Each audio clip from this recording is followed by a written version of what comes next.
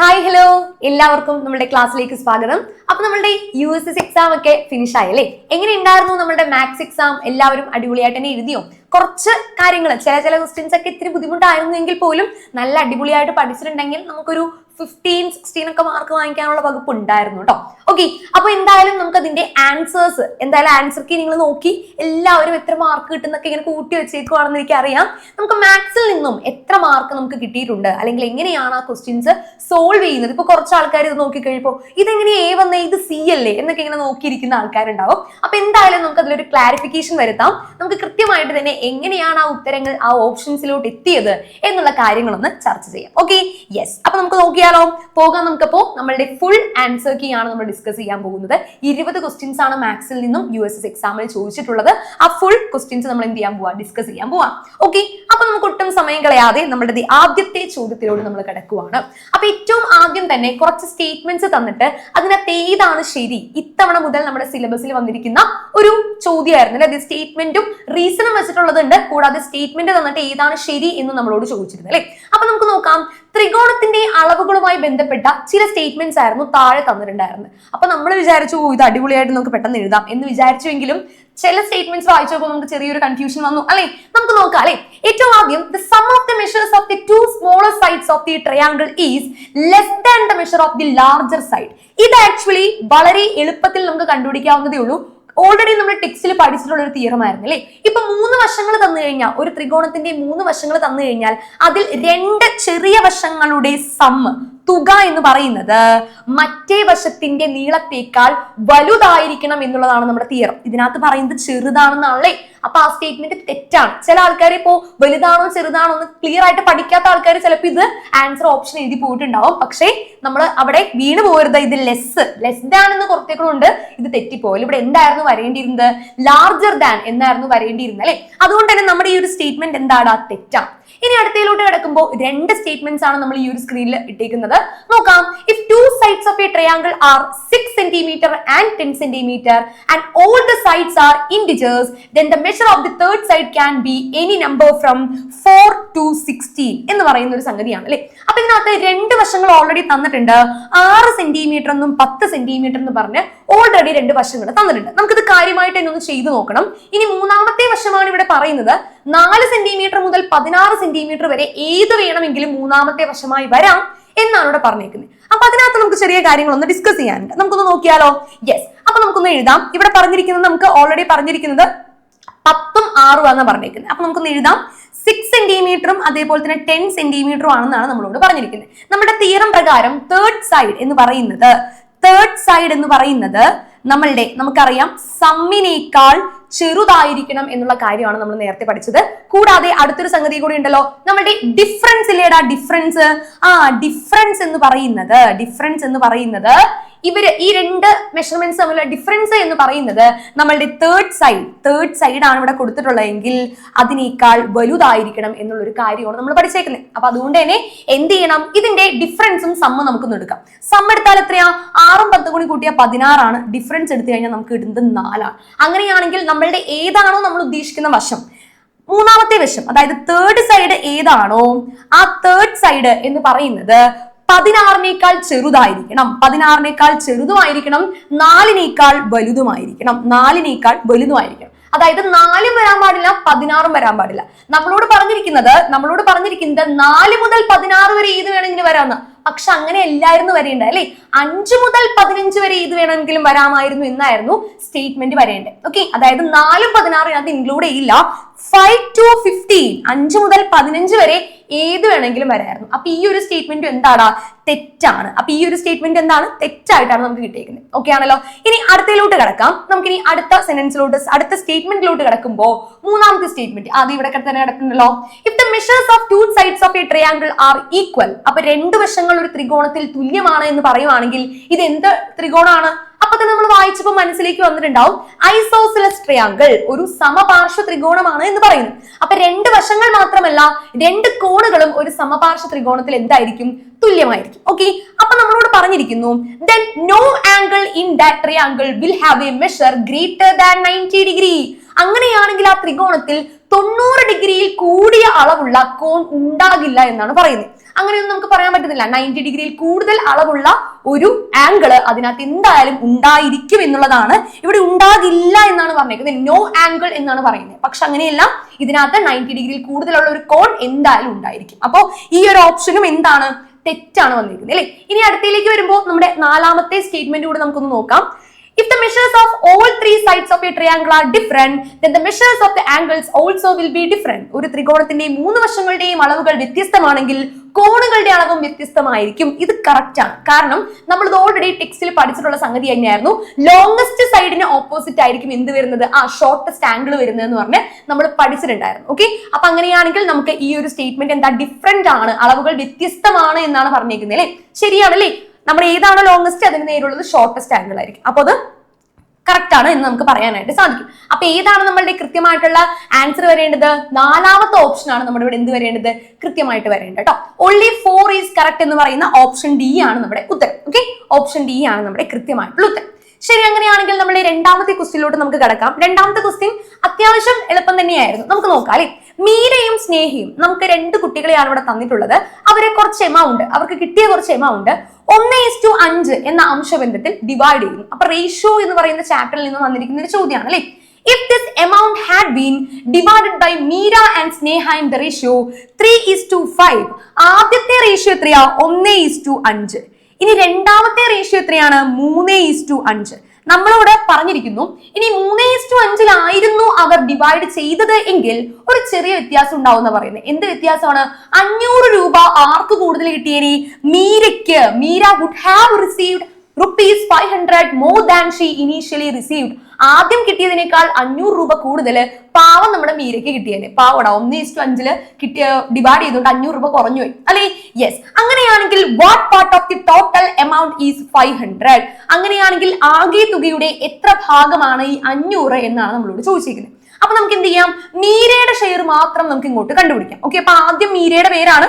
അപ്പൊ ഈ 1 എന്ന് പറയുന്നതും 3 എന്ന് പറയുന്നതും മീരയ്ക്ക് കിട്ടിയിട്ടുള്ള ഷെയർ ആണ്. ഓക്കെ, അപ്പൊ നമുക്ക് M:S ഇതൊക്കെയാണ് നമ്മുടെ ആൻസേഴ്സ് തന്നിരിക്കുന്നത്. അപ്പൊ നമ്മൾ ഓപ്ഷൻസ് നോക്കിയിട്ടാണ് ഉത്തരം കണ്ടുപിടിക്കാൻ പോകുന്നത് കേട്ടോ. നമ്മളോട് എമൗണ്ട് ആയിട്ടല്ല ചോദിച്ചിരിക്കുന്നത്, ഫ്രാക്ഷൻ പാർട്ടാണ് ചോദിച്ചിരിക്കുന്നത്. അപ്പൊ നമുക്ക് M:S എന്നുള്ള റേഷ്യോ എഴുതാം. എന്നിട്ട് ആദ്യത്തെ റേഷ്യോ 1:3 ആണ്, രണ്ടാമത്തെ 3:5 ആണ്. സോ നമുക്ക് 1:5 ആണ് ആദ്യം, പിന്നീട് 3:5. അതായത് നമ്മളുടെ സ്നേഹയ്ക്ക് മാറ്റം വന്നിട്ടില്ല, മീരയുടെ മാത്രമേ മാറ്റം വന്നിട്ടുള്ളൂ അല്ലെ. ആദ്യം നമ്മളുടെ മീരയുടെ ഫ്രാക്ഷൻ അല്ലെങ്കിൽ ഭാഗം എത്രയാണ് വരിക, മീരയ്ക്ക് കിട്ടുന്നത് മൊത്തം 6ൽ 1 ഭാഗമാണ്. 6 എങ്ങനെയാ കിട്ടി, 1+5 നമ്മൾ റേഷ്യോയിൽ പഠിച്ചിട്ടുള്ളതാണ്. ഇനി നമുക്ക് അടുത്തത് നോക്കാം. പുതിയ റേഷ്യോ എങ്ങനെയാണ്, 3ഉം 5ഉം, 3+5 8 ആണ്. 8ൽ 3 ഭാഗമാണ് രണ്ടാമത്തെ കേസിൽ മീരയ്ക്ക് കിട്ടുന്നത് അല്ലെ. ഇനി നമ്മൾ എങ്ങനെ കണ്ടുപിടിക്കും ഇവർ തമ്മിലുള്ള ഡിഫറൻസ് എന്ന് പറയുന്നത്, 500 രൂപ നമ്മൾ എങ്ങനെ കണ്ടുപിടിക്കൂടാ, ഇത് രണ്ടും കൂടി കൂട്ടാൻ പറ്റുമോ? എന്തിന്റെയും ഡിഫറൻസ് കണ്ടുപിടിക്കാൻ നമ്മൾ എന്താ ചെയ്യുക, കുറയ്ക്കുകയാണ് ചെയ്യേണ്ടത് അല്ലെ. ഡിഫറൻസ് കണ്ടുപിടിക്കാൻ മൈനസ് ആണ് ചെയ്യേണ്ടത്. സോ ഇതിനകത്ത് ഏതായിരിക്കും, 3/8 ആണ് കൂടുതൽ എന്ന് പറയുന്നു. കാരണം 3/8ലാണ് 500 രൂപ കൂടിയത്. അപ്പൊ 500 എന്ന് പറയുമ്പോൾ 3/8ഉം 1/6ഉം തമ്മിലുള്ള ഡിഫറൻസ് ആണ്. അതൊന്നും കണ്ടുപിടിക്കേണ്ട, ജസ്റ്റ് ഇവിടെ ആ ഫ്രാക്ഷൻ മാത്രം എഴുതിയിട്ടുണ്ട്. 3/8 മൈനസ് 1/6. അപ്പൊ ഓപ്ഷൻ സി ആണ് നമ്മുടെ കൃത്യം ഉത്തരമായിട്ട് ഇങ്ങോട്ട് വരേണ്ടിയിരുന്നത്. ഓക്കെ ആണോ? അപ്പൊ 500 ഇവിടെ പ്രത്യേകിച്ച് റോളൊന്നുമില്ല, നമ്മൾ ഈ ഒരു ഫ്രാക്ഷൻ വെച്ചിട്ട് അങ്ങോട്ട് ചെയ്താൽ മതി. അതെങ്ങനെ മനസ്സിലായി നമുക്ക്, കുറച്ച് ആൾക്കാർ ഇപ്പൊ 500 ഒക്കെ വെച്ച് ചെയ്തിട്ടുണ്ടാവില്ലേടാ. പക്ഷെ അങ്ങനെ ചെയ്തവര് എന്താണ്, സമയം പോയി എന്നല്ലാതെ ആൻസറിലോട്ട് എത്തി കാണൂല. ഓക്കെ, അപ്പൊ നമുക്ക് ഈ ഒരു ഓപ്ഷൻ നോക്കി വേണം ഫ്രാക്ഷൻ കണ്ടുപിടിക്കാനായിട്ട്. ക്ലിയർ ആണല്ലോ? ശരി, അങ്ങനെയാണെങ്കിൽ നമുക്ക് ഈ മൂന്നാമത്തെ ക്വസ്റ്റ്യൻ എടുക്കാം. ഇത് ആക്ച്വലി വായിച്ചു നോക്കുമ്പോൾ ഭയങ്കര ബുദ്ധിമുട്ടാണ് എന്ന് തോന്നുമെങ്കിലും ഭയങ്കര എളുപ്പത്തിൽ നമുക്ക് ഇത് സോൾവ് ചെയ്യാം. ശ്രദ്ധിച്ചു നോക്കുകയും, ഒരു കുപ്പിയിൽ നിറയെ വെള്ളം ഉണ്ടായിരുന്നു. ആ കുപ്പി ഇതിന്റെ 2/3 ഭാഗം, ഈ കുപ്പിയുടെ 2/3 ഭാഗം നമ്മൾ എടുത്തിട്ട് മറ്റൊരു പാത്രത്തിലൂടെ മാറ്റിയെന്നാണ് പറയുന്നത്. മറ്റൊരു പാത്രത്തിലെ കപ്പാസിറ്റി എത്രയാണ്, 12 ലിറ്റർ ആണ്. ആ പാത്രത്തിൽ 12 ലിറ്ററേ കൊള്ളുള്ളൂ. എന്താണ്, 12 ലിറ്ററേ കൊള്ളുള്ളൂ എന്ന് പറയുന്നു. ഇനി അതിനോട് പറയുന്നു, ഇപ്പോൾ രണ്ടാമത്തെ പാത്രത്തിൽ 5/6 ഭാഗം വെള്ളമുണ്ട് എന്നാ പറയുന്നത്. അതായത് ഇപ്പോ രണ്ടാമത്തെ പാത്രത്തില് 5/6 ഭാഗം വെള്ളമുണ്ട്. ഇതാണ് നമ്മുടെ രണ്ടാമത്തെ ബക്കറ്റ് എന്ന് പറയുന്നത്, അല്ലെങ്കിൽ പാത്രം എന്ന് പറയുന്നത്. ഇതിപ്പോ 5/6 ഭാഗം വെള്ളമുണ്ട്. ഈ 5/6 ഭാഗമാണ് എന്ത്, 12 ലിറ്റർ എന്ന് പറയുന്നത്. പിടികിട്ടിയോ? 12 ലിറ്റർ എന്ന് പറയുന്നത് ഈ പറയുന്ന 5/6 ഭാഗം. അങ്ങനെയാണെങ്കിൽ ഇത് എത്രയാണ് എന്ന് കണ്ടുപിടിച്ചാൽ പോരെ? യെസ്, മൊത്തത്തിൽ നമ്മളുടെ ഈ ഒരു പാത്രത്തിൽ, ഞാൻ ഇവിടെ എഴുതാവേ, മൊത്തത്തിൽ ഈ പാത്രത്തില് 12 ലിറ്റർ വെള്ളം കൊള്ളും. എത്രയാണ്, 12 ലിറ്റർ വെള്ളം കൊള്ളും. അങ്ങനെയാണെങ്കിൽ ഈ 12 ലിറ്ററിന്റെ 5/6 ഭാഗം നമുക്കൊന്ന് കണ്ടുപിടിക്കാം. That is equal to 10 litres എന്ന് കിട്ടും. എന്താണ്? That is equal to 10 litres എന്ന് കിട്ടും. ഇനി നമ്മളോട് പറഞ്ഞിരിക്കുന്നു, നമ്മൾ നേരത്തെ എന്താ പറഞ്ഞത്? 2/3 ഭാഗമാണ് ഇങ്ങോട്ടേക്ക് എടുത്തേക്കുന്നത്. അതായത് 2/3 ഭാഗം വലിയ ആദ്യത്തെ പാത്രത്തിൽ നിന്നും 2/3 ഭാഗം, ഞാൻ അതൊന്ന് വരയ്ക്കാം. ആദ്യത്തെ പാത്രത്തിൽ നിന്നും 2/3 ഭാഗം എടുത്തിട്ടാണ് നമ്മളിപ്പോ രണ്ടാമത്തെ പാത്രത്തിലോട്ട് 12 ലിറ്റർ കപ്പാസിറ്റിയുള്ള 12 ലിറ്റർ കപ്പാസിറ്റിയുള്ള രണ്ടാമത്തെ പാത്രത്തിലോട് ഒഴിച്ച് അത് 5/6 നിറഞ്ഞിട്ടുള്ളൂ എന്ന് പറഞ്ഞപ്പോൾ നമുക്ക് മനസ്സിലായി ഇവിടെ 10 ലിറ്റർ എന്ത് ചെയ്തിട്ടുള്ളൂ? ഒഴിച്ചിട്ടുള്ളൂ.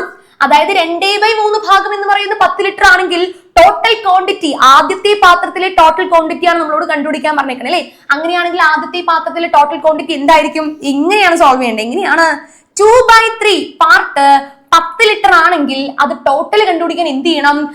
റെസിപ്രോക്കലിന്റെ ആപ്ലിക്കേഷൻ ആണ് ഇവിടെ ഉപയോഗിക്കേണ്ടത് അല്ലേ? 2/3 ആയിരുന്ന ആള് തൊട്ടിപ്പുറത്തോട്ട് വരണം. ദാറ്റ് ഈസ് എന്താവും? 3/2 ആകുന്നു. 10 into 3/2. അപ്പൊ 10ഉം 2ഉം വെട്ടി കളഞ്ഞ് 5 കിട്ടുന്നു. 5 into 3 15 ആണ് നമ്മുടെ ഉത്തരം. ഓപ്ഷൻ എയിൽ കിടക്കുന്നുണ്ടല്ലോ 15 ലിറ്റേഴ്സ്. അങ്ങനെ നമുക്ക് സോൾവ് ചെയ്യാൻ പറ്റിയേനെ. ഓക്കെ, കാരണം നമ്മുടെ രണ്ടാമത്തേലെ ക്വാണ്ടിറ്റി 12 ലിറ്റർ ആണെന്ന് പറയുന്നു. ആ 12 ലിറ്ററിന്റെ 5/6 ഭാഗമേ ഇപ്പൊ നിറഞ്ഞിട്ടുള്ളൂ എന്ന് പറഞ്ഞാൽ ദാറ്റ് മീൻസ് ഇപ്പൊ രണ്ടാമത്തെ പാത്രത്തിൽ 10 ലിറ്റർ ഉണ്ട്. ആ 10 ലിറ്റർ എന്ന് പറയുന്നത് മൊത്തം വെള്ളത്തിന്റെ 2/3 ഭാഗമാണ്. ദാറ്റ് മീൻസ് 2/3 10 ആണെങ്കിൽ റെസിപ്രോക്കൽ എടുത്താൽ നമുക്ക് 15 ലിറ്റർ ആണ് മൊത്തം ക്വാണ്ടിറ്റി ആദ്യത്തെ പാത്രത്തിൽ. അതായത് ഇതിനകത്ത് 15 ലിറ്റർ വെള്ളം ഉണ്ടായിരുന്നു. പിടികിട്ടിയോ? ഓപ്ഷൻ എ ആണ് നമ്മുടെ ഉത്തരം വരുന്നത് കേട്ടോ. എത്ര പേരുടെ ശരിയായി? നമ്മൾ ഉത്തരം അടിപൊളിയായിട്ട് തന്നെ ആലോചിച്ച് എഴുതിയിട്ടുണ്ടെങ്കിൽ ശരിയായേനെ. ഓക്കെ, നമ്മളുടെ നാലാമത്തെ ക്വസ്റ്റ്യൻ നമുക്ക് നോക്കിയാലോ. നാലാമത്തെ ക്വസ്റ്റ്യൻ വളരെ വെറൈറ്റി ആയിട്ട് നമ്മൾ ചെയ്ത് പഠിച്ചിട്ടുണ്ടായിരുന്ന ഈ ഒരു ടൈപ്പ്, എന്നാലും ചെറിയൊരു വെറൈറ്റി അതിനുള്ളിലുണ്ട്. ശ്രദ്ധിക്കാം. 50 പേര് ഒരു ക്യൂവിൽ ഇങ്ങനെ നിരന്ന് നിൽക്കുവാണ്. അതിനകത്ത് 2 ആൾക്കാരാണ് നമുക്കുള്ളത്, അശ്വിനും അശ്വതിയും. അശ്വിൻ 22ാമത്തെ പൊസിഷൻ, മുന്നിൽ നിന്നും 22ാമതായിട്ടാണ് നമ്മുടെ അശ്വിൻ നിൽക്കുന്നത് കേട്ടോ. 20 സെക്കൻഡ് മുന്നിൽ നിന്ന് മനസ്സിലാവാൻ വേണ്ടിയാണ് ഞാൻ താഴത്തോട്ട് ആരോ മാർക്ക് ഇട്ടേക്കുന്നത്. ഇവിടെ നമ്മുടെ അശ്വിൻ നിൽക്കുന്നുണ്ട്. ഇനി അടുത്ത ആളുടെ കാര്യം പറയുമ്പോൾ അശ്വതിയാണ്. അശ്വതി ബാക്കിൽ നിന്ന് 35th പൊസിഷനിലാണ് നിൽക്കുന്നത്. അപ്പൊ ആളുടെയും പേരെഴുതി. ഇനി നമ്മളോട് പറഞ്ഞിരിക്കുന്നു how many people are standing between Ashwin and Ashwathi. ഇവർക്ക് രണ്ടുപേർക്കും ഇടയിൽ എത്ര പേര് നിൽക്കുന്നുണ്ട് എന്നാണ് ചോദ്യം. ഇവിടെയുള്ള ആദ്യത്തെ പ്രശ്നം എന്ന് പറഞ്ഞാൽ രണ്ടുപേരും ഓപ്പോസിറ്റ് ഡയറക്ഷൻ എന്നുള്ള കാര്യമാണ് നമ്മളോട് പറഞ്ഞിരിക്കുന്നത്. അതായത് രണ്ടുപേരും ഒരേ ഡയറക്ഷനിൽ നിന്ന് പറഞ്ഞാലേ നമുക്കിത് കറക്റ്റ് ആയിട്ട് സോൾവ് ചെയ്യാൻ പറ്റുള്ളൂ. അപ്പൊ നമ്മൾ എന്ത് ചെയ്യുക? രണ്ടുപേരെയും ഒറ്റ ഡയറക്ഷൻ ആക്കാം. അപ്പൊ നമുക്ക് മുന്നിൽ നിന്നുള്ള കേസ് ആദ്യം എടുക്കാവേ. മുന്നിൽ നിന്നുള്ള കേസ് എടുക്കാന്ന് പറഞ്ഞു കഴിഞ്ഞാൽ ഇപ്പൊ 35ാമതാണ് ആര് നിൽക്കുന്നേ? അശ്വതി നിൽക്കുന്നതെന്ന് പറഞ്ഞു. അപ്പൊ മുകളിലോട്ട് എത്ര പേരും കൂടി ഉണ്ട്? മൊത്തം 50 പേരല്ലേ? 35 50ൽ നിന്ന് 35 കുറച്ചാൽ മതി. എത്ര പേര് കൂടിയുണ്ട്? 15 പേരുടെ അശ്വതിന് മുന്നിലുണ്ട്. അതായത് മുന്നിൽ 15 പേരുണ്ടെങ്കിൽ അശ്വതി എത്രാമത്തെ പൊസിഷനിലായിരിക്കും നിൽക്കുന്നത്? മുന്നിൽ നിന്നും 16ാമത്തെ പൊസിഷനിലായിരിക്കും. എത്രാമത്തായിരിക്കും? 16ാമത്. അപ്പൊ ഞാൻ എന്ത് ചെയ്യുന്നു? നേരെ തിരിച്ചു വരയ്ക്കുവാണ്. 16. ഇപ്പൊ രണ്ടുപേരും ഫ്രണ്ടിൽ നിന്നുള്ള പൊസിഷൻ കിട്ടി അല്ലെ? രണ്ടുപേരുടെയും ഫ്രണ്ടിൽ നിന്നുള്ള പൊസിഷൻ കിട്ടി. ഇത് ജസ്റ്റ് ഇക്വേഷൻ ഒന്നും തന്നെയില്ല. നമുക്ക് നോർമലി സോൾവ് ചെയ്യുന്ന എങ്ങനെയാ നോക്കിയാലോ. ഒരാൾ മുന്നിൽ നിന്നും 16ാമോ നിൽക്കുന്നു, ഒരാൾ മുന്നിൽ നിന്നും 22ാമോ നിൽക്കുന്നു. അപ്പൊ ഇതിനിടയിൽ എത്ര പേരുണ്ടെന്ന് അറിയാനായിട്ട് ചുമ്മാ കൈകൊണ്ട് എണ്ണിയാ പോരെ. 17 18 19 20 21. എത്ര പേരുണ്ട്? 5 പേരാണ് ഇവർക്കിടയിൽ നിൽക്കുന്നത്. അങ്ങനെ നമുക്ക് വേണമെങ്കിൽ ഇങ്ങനെ കണ്ടുപിടിക്കാം. അല്ലെങ്കിൽ നമുക്ക് മറ്റൊരു രീതി കൂടി ഉണ്ട്. 22ൽ നിന്നും 16 അങ്ങോട്ട് കുറയ്ക്കാം. എന്താണ്? 22ൽ നിന്നും 16 കുറയ്ക്കാം. എത്ര കിട്ടും? 4ഉം 2ഉം 6 ആണ്. അതിൽ നിന്നും ഒന്നുകൂടി കുറയ്ക്കണം. അതായത് അവർ നിൽക്കുന്ന പൊസിഷൻ കൂടി കുറയ്ക്കുമ്പോൾ എത്ര കിട്ടും നമുക്ക്? 5 എന്ന് ഉത്തരം കിട്ടും. അങ്ങനെ എളുപ്പത്തിൽ സോൾവ് ചെയ്യാമായിരുന്ന ക്വസ്റ്റ്യൻ തന്നെയായിരുന്നു കേട്ടോ. ഓപ്ഷൻ ഡി ആണ് ഉത്തരം. ഓപ്ഷൻ ഡി 5 പേരാണ് ഇവർക്കിടയിൽ നിൽക്കുന്നത്. ശരിക്കും കൂട്ടി നോക്കുന്നതാണ് എളുപ്പം അല്ലേ? രണ്ടുപേരുടെയും ഫ്രണ്ടിൽ നിന്നുള്ള പൊസിഷൻ കിട്ടിക്കഴിഞ്ഞാൽ ചുമ്മാ കൂട്ടി നോക്കുന്നതാണ് നമുക്ക് ലാഭം. Okay, yes. അപ്പൊ ഓപ്ഷൻ ഡി ആണ് നമുക്കിവിടെ ഉത്തരം കിട്ടേണ്ടത്. ഇനി അടുത്ത ക്വസ്റ്റ്യനിലോട്ട് പോവാണ്. ഈ ടൈപ്പ് ക്വസ്റ്റ്യൻ നമ്മൾ ചെയ്ത ടൈപ്പ് സാധനം തന്നെയാണ് വന്നേക്കുന്നത് അല്ലെ? ഇതേ സെയിം ക്വസ്റ്റ്യൻ തന്നെ നമ്മുടെ മോഡൽ ക്വസ്റ്റ്യൻ പേപ്പറിൽ ഉണ്ടായിരുന്നു. ഗവൺമെന്റ് ഒരു മോഡൽ ക്വസ്റ്റ്യൻ പേപ്പർ ഇറക്കിയിരുന്നു. അതിനകത്ത് ഈ സെയിം ക്വസ്റ്റ്യൻ ഉണ്ടായിരുന്നു. ഫ്രാക്ഷൻസിന്റെ വാല്യൂസിന്റെ വ്യത്യാസം ഉണ്ടെന്നേ ഉള്ളൂ. ഓക്കെ, നോക്കാം. Which of the following is true about 2/5 into 3/4? 2/5 into 3/4. ഇവിടെ ഓപ്ഷൻസ് ആയതുകൊണ്ട് തന്നെ വളരെയധികം ഉപകാരപ്പെടുന്ന ഒരു ക്വസ്റ്റ്യൻ ആണിത്. കാരണം എന്ന് വെച്ച് കഴിഞ്ഞാൽ ഓപ്ഷൻസിന്റെ ഏറ്റവും കൂടുതൽ എന്താ പറയാ യൂസ് വന്നേക്കുന്ന ഒരു ക്വസ്റ്റ്യൻ തന്നെയാണ്. കാരണം ഇതിനകത്ത് ആദ്യത്തെ 2 ഓപ്ഷൻ ചെയ്യുമ്പോൾ തന്നെ നമുക്ക് ഉത്തരം കിട്ടും. അതുകൊണ്ട് തന്നെ അടുത്തയിലോട്ട് പോയി സമയം കളയേണ്ട കാര്യമില്ല. നോക്കിക്കേ, 2/5 into 3/4. നമുക്ക് ആദ്യം തന്നെ ഒന്ന് എന്ത് ചെയ്യാം? കട്ട് ചെയ്ത് കണ്ടുപിടിക്കാം. 2ഉം 4ഉം കട്ട് ചെയ്ത് 2 കിട്ടി. അപ്പൊ 3/10 എന്നാണ് നമുക്ക് എന്ത് കിട്ടാം? ഉത്തരം കിട്ടുന്നത്. അതോടെ നിൽക്കട്ടെ. ഇനി നമുക്ക് എന്ത് ചെയ്യാം? ഓരോരോ ഓപ്ഷൻസ് ആയിട്ട് നോക്കാം. ഏറ്റവും ആദ്യം it is 1/4 of 1/2 part of 2/5 എന്നാണ് പറയുന്നത്. എന്താണ് പറയുന്നത്?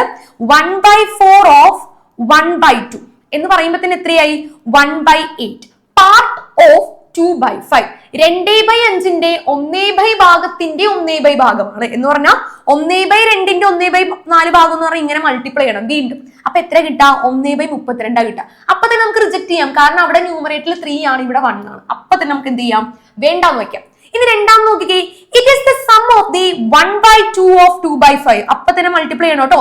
ഈ ഓഫ് എന്ന് കണ്ടാൽ ഉടനെ തന്നെ മൾട്ടിപ്ലിക്കേഷൻ ആണ് വരേണ്ടത്. 2/5 ദാറ്റ് ഈസ് ഈക്വൽ ടു 2/10 എന്ന് കിട്ടുമല്ലോ. ഇനി സം ചെയ്യണോ അല്ലെ, എന്ത് തമ്മിലാ സം ചെയ്യണ്ടേ, അടുത്ത ആളെ കൂടി കണ്ടുപിടിക്കണം. 1/4 ഓഫ് 2/5 അപ്പൊ എന്ത് കിട്ടും, 2/20 എന്ന് കിട്ടുമല്ലോ. നമുക്ക് ഉടനെ തന്നെ എന്ത് ചെയ്യാം, 2/10 into 2/20 എന്താണ് നമുക്ക് കിട്ടുന്നത്, 4/30 എന്നാണ് നമുക്ക് കിട്ടുന്നത്. എത്രയാണ് നമുക്ക് കിട്ടുന്നത്, 4/30 എന്നുള്ളതാണ് നമുക്ക് കിട്ടുന്നത്. ഓക്കെ, യെസ്, ഇവരെ തമ്മിൽ സം ചെയ്യാനല്ലേ നമ്മളോട് പറഞ്ഞേക്കുന്നത്. 1/4 into 2/5 അപ്പൊ 2/20 ഇട്ട് ഇവരെ തമ്മിൽ കൂട്ടാനാണ് പറഞ്ഞേക്കണേ, ഗുണിക്കാനല്ല കൂട്ടാനാണ് പറഞ്ഞേക്കണേ. അപ്പൊ നമുക്ക് എന്ത് ചെയ്യാം, കൂട്ടി നോക്കാം. 2/10 തുക കണ്ടുപിടിക്കാനല്ലേ നമ്മൾ ഗുണിച്ചു, ഗുണിക്കലല്ല, സമ്മ 2/10 പ്ലസ് 2/20. ഓക്കെ, 2/10 പ്ലസ് 2/20 ആണ് നമുക്ക് ആദ്യം തന്നെ ചെയ്യേണ്ടത്. ഇനി നമുക്ക് ഒന്നുകൂടി വേണമെങ്കിൽ എന്ത് ചെയ്യാം, ചെറുതാക്കാം, ഇല്ലെങ്കിൽ ഇങ്ങനെ തന്നെ പോട്ടെ.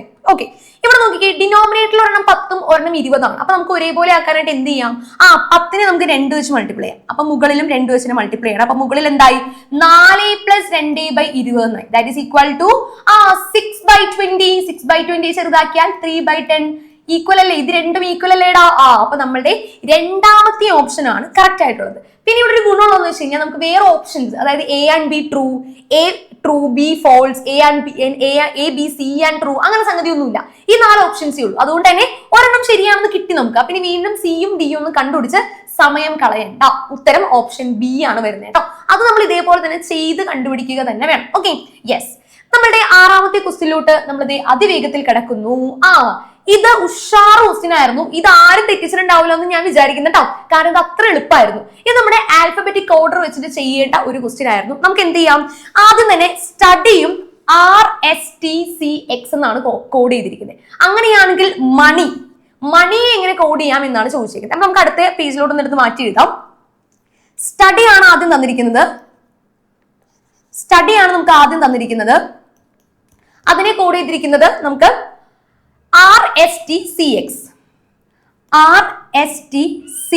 എന്നാണ് കോഡ് ചെയ്തിരിക്കുന്നത്. അപ്പൊ നമ്മൾ ആദ്യം തന്നെ ആൽഫബറ്റിക് ഓർഡർ വെച്ചിട്ട് നോക്കാം. ആൽഫബറ്റിക് ഓർഡർ നമുക്ക് എന്ത് ചെയ്യാം, ഒന്ന് എഴുതി നോക്കാം. ABCDEFGHIJKLM. ഇനി എന്നെ താഴെയാണ് എഴുതുന്നത് കേട്ടോ. നമ്മൾ ഇതേപോലത്തെ കോമ്പറ്റേറ്റീവ് എക്സാം ഒക്കെ വേണ്ടി പഠിക്കുമ്പോൾ നമ്മൾ ഈ ഒരു സംഗതി പഠിക്കും. ആൽഫബറ്റിക് ഓർഡർ എപ്പോഴും തിരിച്ചാണ് എഴുതുന്നത് കേട്ടോ. MNOPQRSTUVWXYZ. ഇനി നമുക്ക് നോക്കാം, എസും ആറും തമ്മിൽ എന്താണ് ബന്ധം. അതെ, എസ് ഇവിടെയാണ്. എസിന്റെ തൊട്ട് പുറകെ കിടക്കുന്ന ആളാണ് ആര്, ആർ എന്ന് പറയുന്നത് അല്ലെ. ഇനി അടുത്ത് നോക്കാം, ടിയും എസും നോക്കി കഴിയുമ്പോൾ ടീന്റെ തൊട്ട് പുറകിലാണ് എസ് കിടക്കുന്നത് അല്ലെ. അപ്പൊ നമുക്ക് ഏകദേശം പരിപാടി മനസ്സിലാകുന്നുണ്ട്. നമുക്ക് അടുത്ത ലെറ്റർ കൂടി ചെയ്തിട്ട് അതങ്ങ് കൺഫേം ചെയ്യാവേ. യുവിന്റെ നോക്കിക്കേ, യുവിന്റെ തൊട്ട് ബാക്കിലാണോ ടി എന്ന് നോക്കാം. യുവിന്റെ തൊട്ട് ബാക്കിലാണല്ലോ ടി വന്നേക്കുന്നത്. അപ്പൊ ആ ഒരു പരിപാടിയും ഓക്കെയാണ്. അങ്ങനെയാണെങ്കിൽ നമ്മളോട് ചോദിച്ചിരിക്കുന്നത് മണി ഇതേപോലെ കോഡ് ചെയ്യാനാണ് അല്ലെ. അപ്പൊ MONEY. എമ്മിന്റെ തൊട്ട് ബാക്കിൽ ആരാ കിടക്കുന്നത്, എം ഇവിടെ കിടക്കുന്നതിന്റെ തൊട്ട് ബാക്കിൽ എൽ ആണ് വന്നേക്കുന്നത് അല്ലെ. എൽ ആണ് വന്നേക്കുന്നത്. അപ്പൊ നമുക്ക് അതിന് നേരെ എൽ എന്ന് എഴുതാം. ഇനി അടുത്ത് O ആണ്. ഓയിന്റെ തൊട്ട് ബാക്കിൽ N ആണ് അല്ലെ. ഇനി N ആണ്, എന്നിന്റെ തൊട്ട് ബാക്കിൽ M ആണ്. ഈ പരിപാടി കൊള്ളാലോ. ഇനി E ആണ്, ഇന്റെ ബാക്കിൽ D ആണ്. അതായത് ബാക്കിൽ കിടക്കുന്നത് റിവേഴ്സ് ചെയ്താണ് നമുക്ക് പോകേണ്ടത് അല്ലെ. ഇനി വൈന്റെ ബാക്കിൽ എക്സ് ആണ് കിടക്കുന്നത് അല്ലെ. അപ്പൊ ഏതാ വരിക, LNMDX. നമുക്ക് നോക്കാം ഏതാണ് ഓപ്ഷൻ എന്നുള്ളത്. LNMDX ഏതാ വന്നേക്കുന്നത്, LNMDX ഏതൊക്കെയാണ്, ഓപ്ഷൻ ഡിയിലാണ് LNMDX വന്നേക്കുന്നത്. ഇതും നമ്മളെ കുഴപ്പിക്കാനായിട്ട് ഒരാളുണ്ടല്ലേ, LNMFX. നമ്മൾ ഏതെങ്കിലും ഒരു ഐറ്റം ഡി ബാക്കിലോട്ട് എഫ് ഫ്രണ്ടിലോട്ടാണ്, അപ്പൊ നമ്മൾ പെട്ടെന്ന് ഫ്രണ്ടിലോട്ട് എടുത്താൽ ഓപ്ഷൻ ബി ആയി പോകും അല്ലേടാ. അപ്പൊ ഓപ്ഷൻ ഡി ആണ് ഇവിടുത്തെ കൃത്യം ഉത്തരമായിട്ട് ഇങ്ങോട്ട് കിട്ടിയിരിക്കുന്നത്. എല്ലാവരും ശരിയാക്കിയിട്ടുണ്ടാവും ഞാൻ വിചാരിച്ചോട്ടെ. ഓക്കെ, ശരി. ഇനി അടുത്തത് 7ാമത്തെ ക്വസ്റ്റ്യനിലോട്ടാണ് കിടക്കുന്നത്. 7th ക്വസ്റ്റ്യൻ നോക്കാം. ഇതും ഭയങ്കര സിമ്പിൾ ആയിരുന്നു. ഈ ഒരു പാറ്റേണില് ഈ 4ാമത്തെ ഇത്രയും സംഗതികൾ തന്നിട്ടുണ്ട്, 4 ഓപ്ഷൻസും തന്നിട്ടുണ്ട്. ഇതിനകത്ത് ഈ ക്വസ്റ്റ്യൻ മാർക്കിൽ ഏത് വരും എന്നിങ്ങോട്ട് ഫില്ല് ചെയ്താൽ മതി അല്ലെ. ഏതാ വരണ്ടേ, ഇതിങ്ങനെ ക്രോസ് ആയിട്ട് വന്നേക്കുന്നത് അല്ലേ, ക്രോസ് ആയിട്ട് വന്നേക്കുന്നത്. അപ്പൊ ഇവിടെയും ക്രോസ് തന്നെയല്ലേ വരണ്ടേ. ഏതാണപ്പോ ഇതിനകത്ത് ഫില്ലായി വന്നേക്കുന്ന ആള്, ഇവനാണോ ഇവനാണ് അല്ലെ. അതിന്റെ ഉള്ളിലൊരു പ്ലസ് സൈനും കൂടി വരുന്നുണ്ട്, ഒരു ക്രോസ് സൈനും ഉണ്ട്, ഒരു പ്ലസ് സൈനും ഉണ്ട് അല്ലേ. അങ്ങനെ വന്നേക്കുന്ന ആള് ഇവനാണ് അല്ലേ. ഓപ്ഷൻ ബി ആണ് നമ്മുടെ മിടുക്കനായിട്ടുള്ള ഓപ്ഷൻ. ക്ലിയർ ആണല്ലോ? ഒന്ന് നോക്കാനല്ല, ചുമ്മാ ഒന്ന് ജസ്റ്റ് ഒന്ന് നോക്കി ഒബ്സർവ് ചെയ്യുക, നേരെ അങ്ങോട്ട് ടിക്ക് ചെയ്യുക. ഇത് അത്ര ഉണ്ടായിരുന്നുള്ളൂ അല്ലേ. യെസ്. ഇനി നമ്മളുടെ 8ാമത്തെ ക്വസ്റ്റിലോട്ടാണ് കിടക്കുന്നത്. നമ്പർ സീരീസുമായിട്ട് ബന്ധപ്പെട്ട വളരെ ഇൻട്രസ്റ്റിംഗ് ആയിട്ടുള്ള ഒരു ക്വസ്റ്റ്യൻ ആണിത്. നമുക്ക് ആദ്യം തന്നെ നമ്പേഴ്സ് ഏതൊക്കെയാണെന്ന് പരിശോധിക്കാം. 1, 4, 13, 40, 121. ഇനി ഈ ഒരു സീരീസിൽ അടുത്തതായിട്ട് വരുന്ന സംഖ്യ ഏതാണ് എന്നാണ് നമ്മളോട് ചോദിച്ചിരിക്കുന്നത്. അപ്പൊ ആദ്യം തന്നെ നമ്മൾ എന്ത് ചെയ്യണം, ഈ നമ്പേഴ്സ് തമ്മിലുള്ള ബന്ധം നമുക്കൊന്ന് നോക്കാം. അതായത് ഇപ്പോ 1ഉം 4ഉം നമ്മുടെ ഡിഫറൻസ് എത്രയാ? 3 ആണ്. ഇനി 13ഉം 4ഉം നമ്മുടെ ഡിഫറൻസ് എത്രയാണ്? 9 ആണ്. ഇനി 13ഉം 40ഉം തമ്മിലുള്ള ഡിഫറൻസ് 27 ആണ്. അങ്ങനെ നമുക്ക് എന്താ അടുത്തതും ഓരോന്നായിട്ട് കണ്ടുപിടിച്ച് നോക്കാം. 121 40 തമ്മിലുള്ള ഡിഫറൻസ് 81 ആണ്. ഈ 3, 9, 27, 81 ഈ നമ്പേഴ്സ് നിങ്ങൾ എവിടെയെങ്കിലും കണ്ടിട്ടുണ്ടോ? 3, 9, 27, 81. മാത്സില് ഇവർക്ക് ചെറിയൊരു പരിപാടിയുണ്ട്. അതായത് 3ന്റെ പവേഴ്സ് ആണ് ഇവന്മാരെല്ലാവരും. അതായത് 3ന്റെ ഫസ്റ്റ് പവർ ആണ് ആര്? 3 എന്ന് പറയുന്നത്. 3ന്റെ രണ്ടാമത്തെ പവർ, അല്ലെങ്കിൽ മലയാളത്തിൽ പറഞ്ഞാൽ രണ്ടാമത്തെ കൃതി എന്ന് നമുക്ക് പറയാം. ഇനി 3ന്റെ മൂന്നാമത്തെ കൃതിയാണ് ആര്? 27 എന്ന് പറയുന്നത്. അത് 3 × 3 × 3 27 കിട്ടും. ഇനി 81 എന്ന് പറയുന്നത് 3ന്റെ 4ാമത്തെ കൃതിയാണ്. അപ്പൊ സ്വാഭാവികമായിട്ടും അടുത്തത് വരേണ്ടത് ആരായിരിക്കും? അടുത്തത് കൂട്ടേണ്ടത് ആരെയായിരിക്കും? 3ന്റെ 5ാമത്തെ കൃതി, അതായത് 3ന്റെ 4ാമത്തെ കൃതി വരെ നമ്മുടെ ഉണ്ടല്ലോ, ദാറ്റ് ഈസ് 81. ആ 81നോട് കൂടെ വീണ്ടും ഒരു 3 കൂടി കൂട്ടി കഴിഞ്ഞാൽ നമ്മുടെ അടുത്ത ആളെ കിട്ടും. That is 1 × 3 3, 8 × 3 24. 243 നമുക്ക് എന്ത് ചെയ്യണം? കൂട്ടണം. 243 എന്തിനോടാ കൂട്ടണ്ടേ? 121നോട് കൂടെ 243 കൂട്ടിക്കഴിഞ്ഞാൽ നമ്മളുടെ ഉത്തരമായി 3 + 1 4, 4ഉം 2ഉം 6, 2ഉം 1ഉം 3. 364 എന്ന് പറയുന്ന ഓപ്ഷൻ സി ആണ് നമ്മളുടെ ഇവിടുത്തെ ഉത്തരമായിട്ട് ഇങ്ങോട്ട് വരേണ്ടത്. ഏതാണ്? ഓപ്ഷൻ സി ആണ് നമ്മളുടെ ഇവിടുത്തെ ഉത്തരം. ഓക്കെ, 364. അതുകൂടാതെ ഇവിടെ വേറെ ചെറിയൊരു പാറ്റേൺ കൂടി ഉണ്ട്. ഞാനത് ഇവിടെ തന്നെ എഴുതാവേ. മറ്റൊരു പാറ്റേൺ ചിലപ്പോൾ കുറച്ച് ആൾക്കാർ ആ ഒരു രീതിയിലായിരിക്കും ചെയ്തിട്ടുണ്ടാവുക അല്ലെ.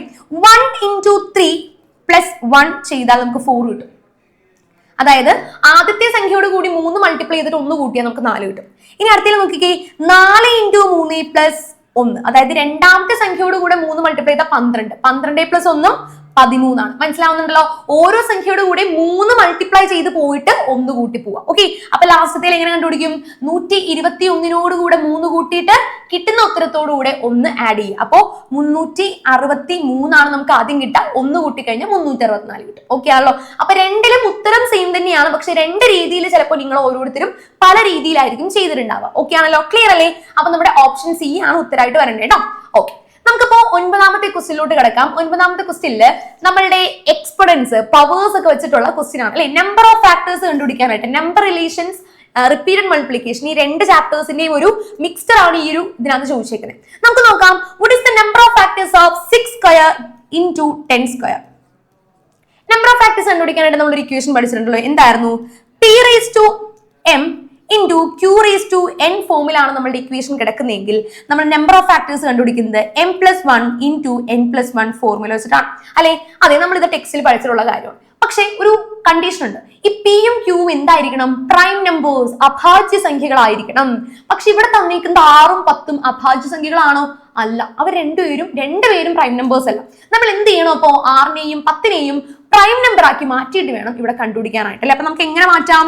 6നെ നമുക്ക് 3 × 2 എന്ന് കൊടുക്കാം. അടുത്തതില് 10ന് നമുക്ക് 5 × 2 എന്ന് കൊടുക്കാം. ഇനി എന്താ നമുക്ക് വേണ്ടത്? Number of factors. അപ്പൊ അതിന് വേണ്ടിയിട്ട് എല്ലാവരെയും നമുക്ക് എന്ത് ചെയ്യാം? ഒന്ന് മുകളിലോട്ട് മൾട്ടിപ്ലൈ ചെയ്യാം. അതായത് AB m എന്ന് പറഞ്ഞാൽ AM × B⁻m. ഓക്കെ, × 2⁻2 × 5⁻2 × 2⁻2.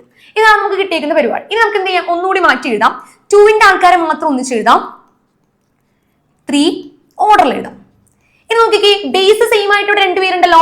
ബേസ് രണ്ടിന്റെ സെയിം നമ്പേഴ്സ് വന്നിരിക്കുന്നില്ല. അപ്പൊ നമുക്ക് എങ്ങനെ എഴുതാം? 2⁻2 + 2 AM × AM is AM+n എന്ന് പറയുന്ന ഇക്വേഷൻ.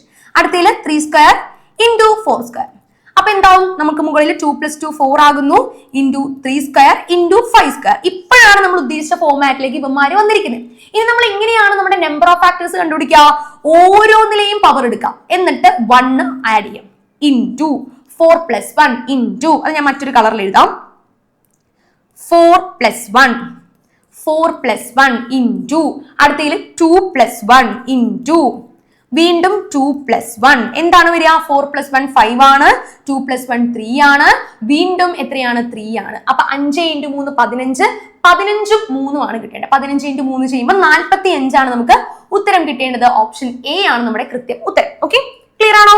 ശരി, നമ്മൾ ഇനി അടുത്ത 10ാമത്തെ ക്വസ്റ്റിലോട്ട് കിടക്കുന്നു. 10ാമത്തെ ക്വസ്റ്റ്യൻ എനിക്ക് തോന്നുന്നു ഇക്വേഷൻ അറിയാമായിരുന്നെങ്കിൽ മാത്രമേ ഇത് ചെയ്യാനായിട്ട് സാധിക്കുകയുള്ളൂ. അപ്പൊ എനിക്ക് തോന്നുന്നു കുറെ പേരും ഇക്വേഷൻ അറിയാൻ പാടില്ല, ഇത് കിട്ടുന്നില്ല എന്നുള്ള രീതിയിൽ ചിലപ്പോൾ തെറ്റിച്ചിട്ടുണ്ടാകാം. ഒന്ന് ശ്രദ്ധിക്കാം.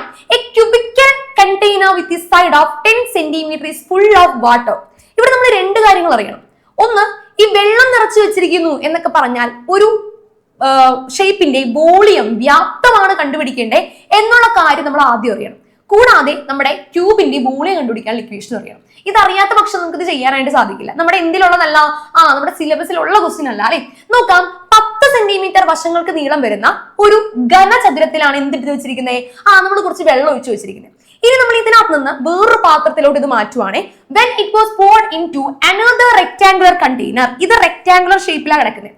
with a length of 25 centimeter and width of 5 centimeter, half of the rectangular container was filled. ഇത് ഒഴിച്ചു കഴിഞ്ഞപ്പോൾ, കാരണം ക്യൂബ് ചെറുതാണല്ലോ കേട്ടോ, റെക്ടാങ്കുലർ ഷേപ്പ് എന്ന് പറയുമ്പോൾ വലുതാണ്. അപ്പൊ ക്യൂബിന്ന് ഇതിനകത്തേക്ക് ഒഴിച്ചപ്പോ ഈ റെക്ടാങ്കുലർ ഷേപ്പിന്റെ പകുതി ഭാഗം മാത്രമേ നിറഞ്ഞിട്ടുള്ളൂ എന്നാ പറയുന്നത് അല്ലെ. അത് ഇവിടെ പറയുന്നുണ്ട്, half of the rectangular container was filled. അങ്ങനെയാണെങ്കിൽ ചോദിച്ചിരിക്കുന്ന ചോദ്യം എന്താ? അങ്ങനെയാണെങ്കിൽ റെക്ടാങ്കുലർ കണ്ടെയ്നറിന്റെ ഹൈറ്റ് എന്താണെന്ന് പെട്ടുപോയി കാണുമല്ലോ ചിലപ്പോൾ നിങ്ങൾ. ഓക്കെ, നമുക്ക് എന്തായാലും കണ്ടുപിടിക്കാം. നമുക്ക് എന്തായാലും അത് ചെയ്തു നോക്കാം അല്ലെ. ആദ്യം തന്നെ ക്യൂബിന്റെ വോളിയം അത് കണ്ടുപിടിക്കാൻ ഇക്വേഷൻ അറിയണം. നമ്മുടെ ഓപ്ഷൻ ഇവിടെ കിടക്കുന്നുണ്ട്. വോളിയം ഓഫ് ക്യൂബ്, ഘനചതുരത്തിന്റെ വ്യാപ്തം എന്ന് പറയുന്നത് എ ക്യൂബാണ്. അതായത് എല്ലാ സൈഡുകളും ഒരു ക്യൂബിൽ തുല്യമായിരിക്കും. അങ്ങനെയാണെങ്കിൽ അതിന്റെ മൂന്നാമത്തെ പവർ കണ്ടുപിടിച്ചാൽ മതി. ഇവിടെ എത്ര സെന്റിമീറ്റർ ആണെന്ന് പറയുന്ന ഒരു സൈഡ് 10 സെന്റിമീറ്റർ ആണ്. അപ്പൊ അതുകൊണ്ട് 10 ക്യൂബ് ആണ് കണ്ടുപിടിക്കേണ്ടത്. 10 ക്യൂബ് കണ്ടുപിടിക്കാനായിട്ട് നമുക്ക് ഒന്നും അറിയാനില്ല. 1 × 3 0. അതായത് 1000 സെന്റിമീറ്റർ ക്യൂബ് ആണ് നമ്മളുടെ ക്യൂബിന്റെ വോളിയം എന്ന് പറയുന്നത്. ഈ 1000 സെന്റിമീറ്റർ ക്യൂബ് നമ്മൾ ഇങ്ങോട്ടേക്ക് ഒഴിച്ചപ്പോൾ അതിന്റെ പകുതി ഭാഗം മാത്രമേ നിറഞ്ഞുള്ളൂ എന്ന് പറയുന്നത്. അതായത് നമ്മളുടെ റെക്ടാങ്കുലർ ഷേപ്പിലെ ആ ഒരു സംഗതിയിലോട്ട് ഒഴിച്ചപ്പോ പകുതിയെ വന്നുള്ളൂ. റെക്ടാങ്കുലർ ഷേപ്പിന്റെ വോളിയത്തിന്റെ പകുതിയാണ് ഈ 1000 നമ്മൾ ഇക്വേറ്റ് ചെയ്യേണ്ടത്. അതായത് നമുക്ക് എന്ത് ചെയ്യാം, അടുത്ത വോളിയം ഓഫ് റെക്ടാങ്കുലർ ക്യൂബ് അത് എഴുതാം. നോക്കിക്കേ, വോളിയം ഓഫ് റെക്ടാങ്കുലർ കണ്ടെയ്നർ എന്ന് എഴുതാം കേട്ടോ. വോളിയം ഓഫ് റെക്ടാങ്കുലർ കണ്ടെയ്നർ, അതിന് വ്യത്യാസമുണ്ട്. അതിന്റെ എല്ലാ വശങ്ങളും തുല്യമല്ല കേട്ടോ, അതിന് വേറെ വ്യത്യാസമുണ്ട്. അതിന്റെ ക്യൂബോയിഡ് എന്നാണ് നമ്മൾ വിളിക്കുക. ക്യൂബോയിഡ് എന്നാണ് അതിനെ വിളിക്കുന്നത്. ക്യൂബോയിഡിന്റെ വോളിയം L × B × H ആണ്. L × B × H ആണ്. അപ്പൊ നമ്മളിവിടെ അറിയേണ്ട കാര്യം, volume of cube is equal to half into volume of rectangle. ഇതാണ് നമുക്കിവിടെ സംഭവിച്ചിരിക്കുന്നത്. അതായത് 1000 എന്ന് പറയുന്നത് നമ്മുടെ റെക്ടാംഗിളിന്റെ പകുതി ഭാഗം മാത്രമേ നിറച്ചിട്ടുള്ളൂ അല്ലെ. അപ്പൊ റെക്ടാംഗിളിന്റെ വോളിയത്തിന്റെ പകുതി ആയിട്ടുള്ളൂ. പിടികിട്ടുന്നുണ്ടോ? അപ്പൊ നമുക്ക് എന്ത് ചെയ്യാം, 1000 is equal to half into ലെങ്ത്തും ബ്രെഡ്ത്തും ഒക്കെ തന്നിട്ടുണ്ട് ഇവിടെ അല്ലെ. ലെങ്ത് എത്രയാണ്? 25. ബ്രെഡ്ത്ത് എത്രയാണ്? 5. കണ്ടുപിടിക്കേണ്ടത് H, ഹൈറ്റ് ആണ്. അപ്പൊ നമുക്ക് എന്ത് ചെയ്യാം, into 25 into 2 into height. Height ആണല്ലോ കണ്ടുപിടിക്കേണ്ടത്. അപ്പൊ നമുക്കത് വേറൊരു കളറിൽ കൊടുക്കാം. ഹൈറ്റ് ആണ് ഇവിടെ കണ്ടുപിടിക്കേണ്ടത്. ഇത് എഴുതി വെക്കണോണ്ടാണ് മക്കളെ, നമുക്ക് ഇനി ഭാവിയിലും ആവശ്യമുള്ളതാണ്. സോ എന്ത് ചെയ്യാം, ബാക്കി എല്ലാ ആൾക്കാരും ഇപ്പുറത്തോട്ട് കൊണ്ടുവരാം. കാരണം H അല്ലേ കണ്ടുപിടിക്കേണ്ടേ. എല്ലാവരെയും നമ്മൾ ഇങ്ങോട്ട് കൊണ്ടുവരാണ്. നമ്മുടെ ഹാഫിനെ ഇങ്ങോട്ട് കൊണ്ടുവരുന്നു. 1/2 ഇപ്പുറത്തോട്ട് കൊണ്ടുവരുമ്പോൾ into 2 ആവും. ഇനി 25 into 2 എന്താ? മൾട്ടിപ്ലിക്കേഷൻ ആണ്. ഇപ്പുറത്തോട്ട് വരുമ്പോൾ ഡിവിഷൻ ആകണം. 25 into 2 that is equal to H. Okay ആണല്ലോ. 1000 into 2 ആകുന്നു, ഡിവൈഡ് ബൈ 25 into 5 ആണ്. വിത്ത് 2 അല്ല, 25 into 5 ആണ്. Yes, 25 into 5. ഒന്നുകിൽ നമുക്ക് 25 വെച്ച് 1000 കട്ട് ചെയ്യാം, അല്ലെങ്കിൽ 5 വെച്ച് 1000 കട്ട് ചെയ്യാം. 25 വെച്ച് കട്ട് ചെയ്യുന്നതാണ് ലാഭം. കാരണം 100/25 4. ഈ ഒരു 0 കൂടി ഇട്ടെടുത്താൽ 40 കിട്ടും. അപ്പൊ 45 കൂടി കട്ട് ചെയ്യാലോ. 45 കൂടി കട്ട് ചെയ്താൽ 8 കിട്ടും. 8 into 2 എത്രയാണ് H വരേണ്ടത്? അപ്പോ 8 into 2 that is equal to 16 centimetre എന്നാണ് നമുക്ക് ഉത്തരം കണ്ടുപിടിക്കുന്നത്. ഇത് ആക്ച്വലി ഇത്തിരി ഒരു ടഫ് ക്വസ്റ്റ്യൻ തന്നെയായിരുന്നു. ഓക്കെ, ഐ അഡ്മിറ്റ് എല്ലാ ക്വസ്റ്റ്യൻസും എളുപ്പം ആയിരുന്നു എന്ന് പറഞ്ഞ് ഞാൻ നിങ്ങളെ ചുമ്മാ നിരാശപ്പെടുത്തുന്നില്ല. എന്താണ്, ഫസ്റ്റ് ഓപ്ഷൻ ആണ് വരേണ്ടത്. ഈ ക്വസ്റ്റ്യൻ ഇച്ചിരി ടഫ് ആയിരുന്നു. Okay, yes. അപ്പോൾ ഈ ഒരു ഇക്വേഷൻസ് ഒക്കെ പഠിച്ചു വെച്ചോ.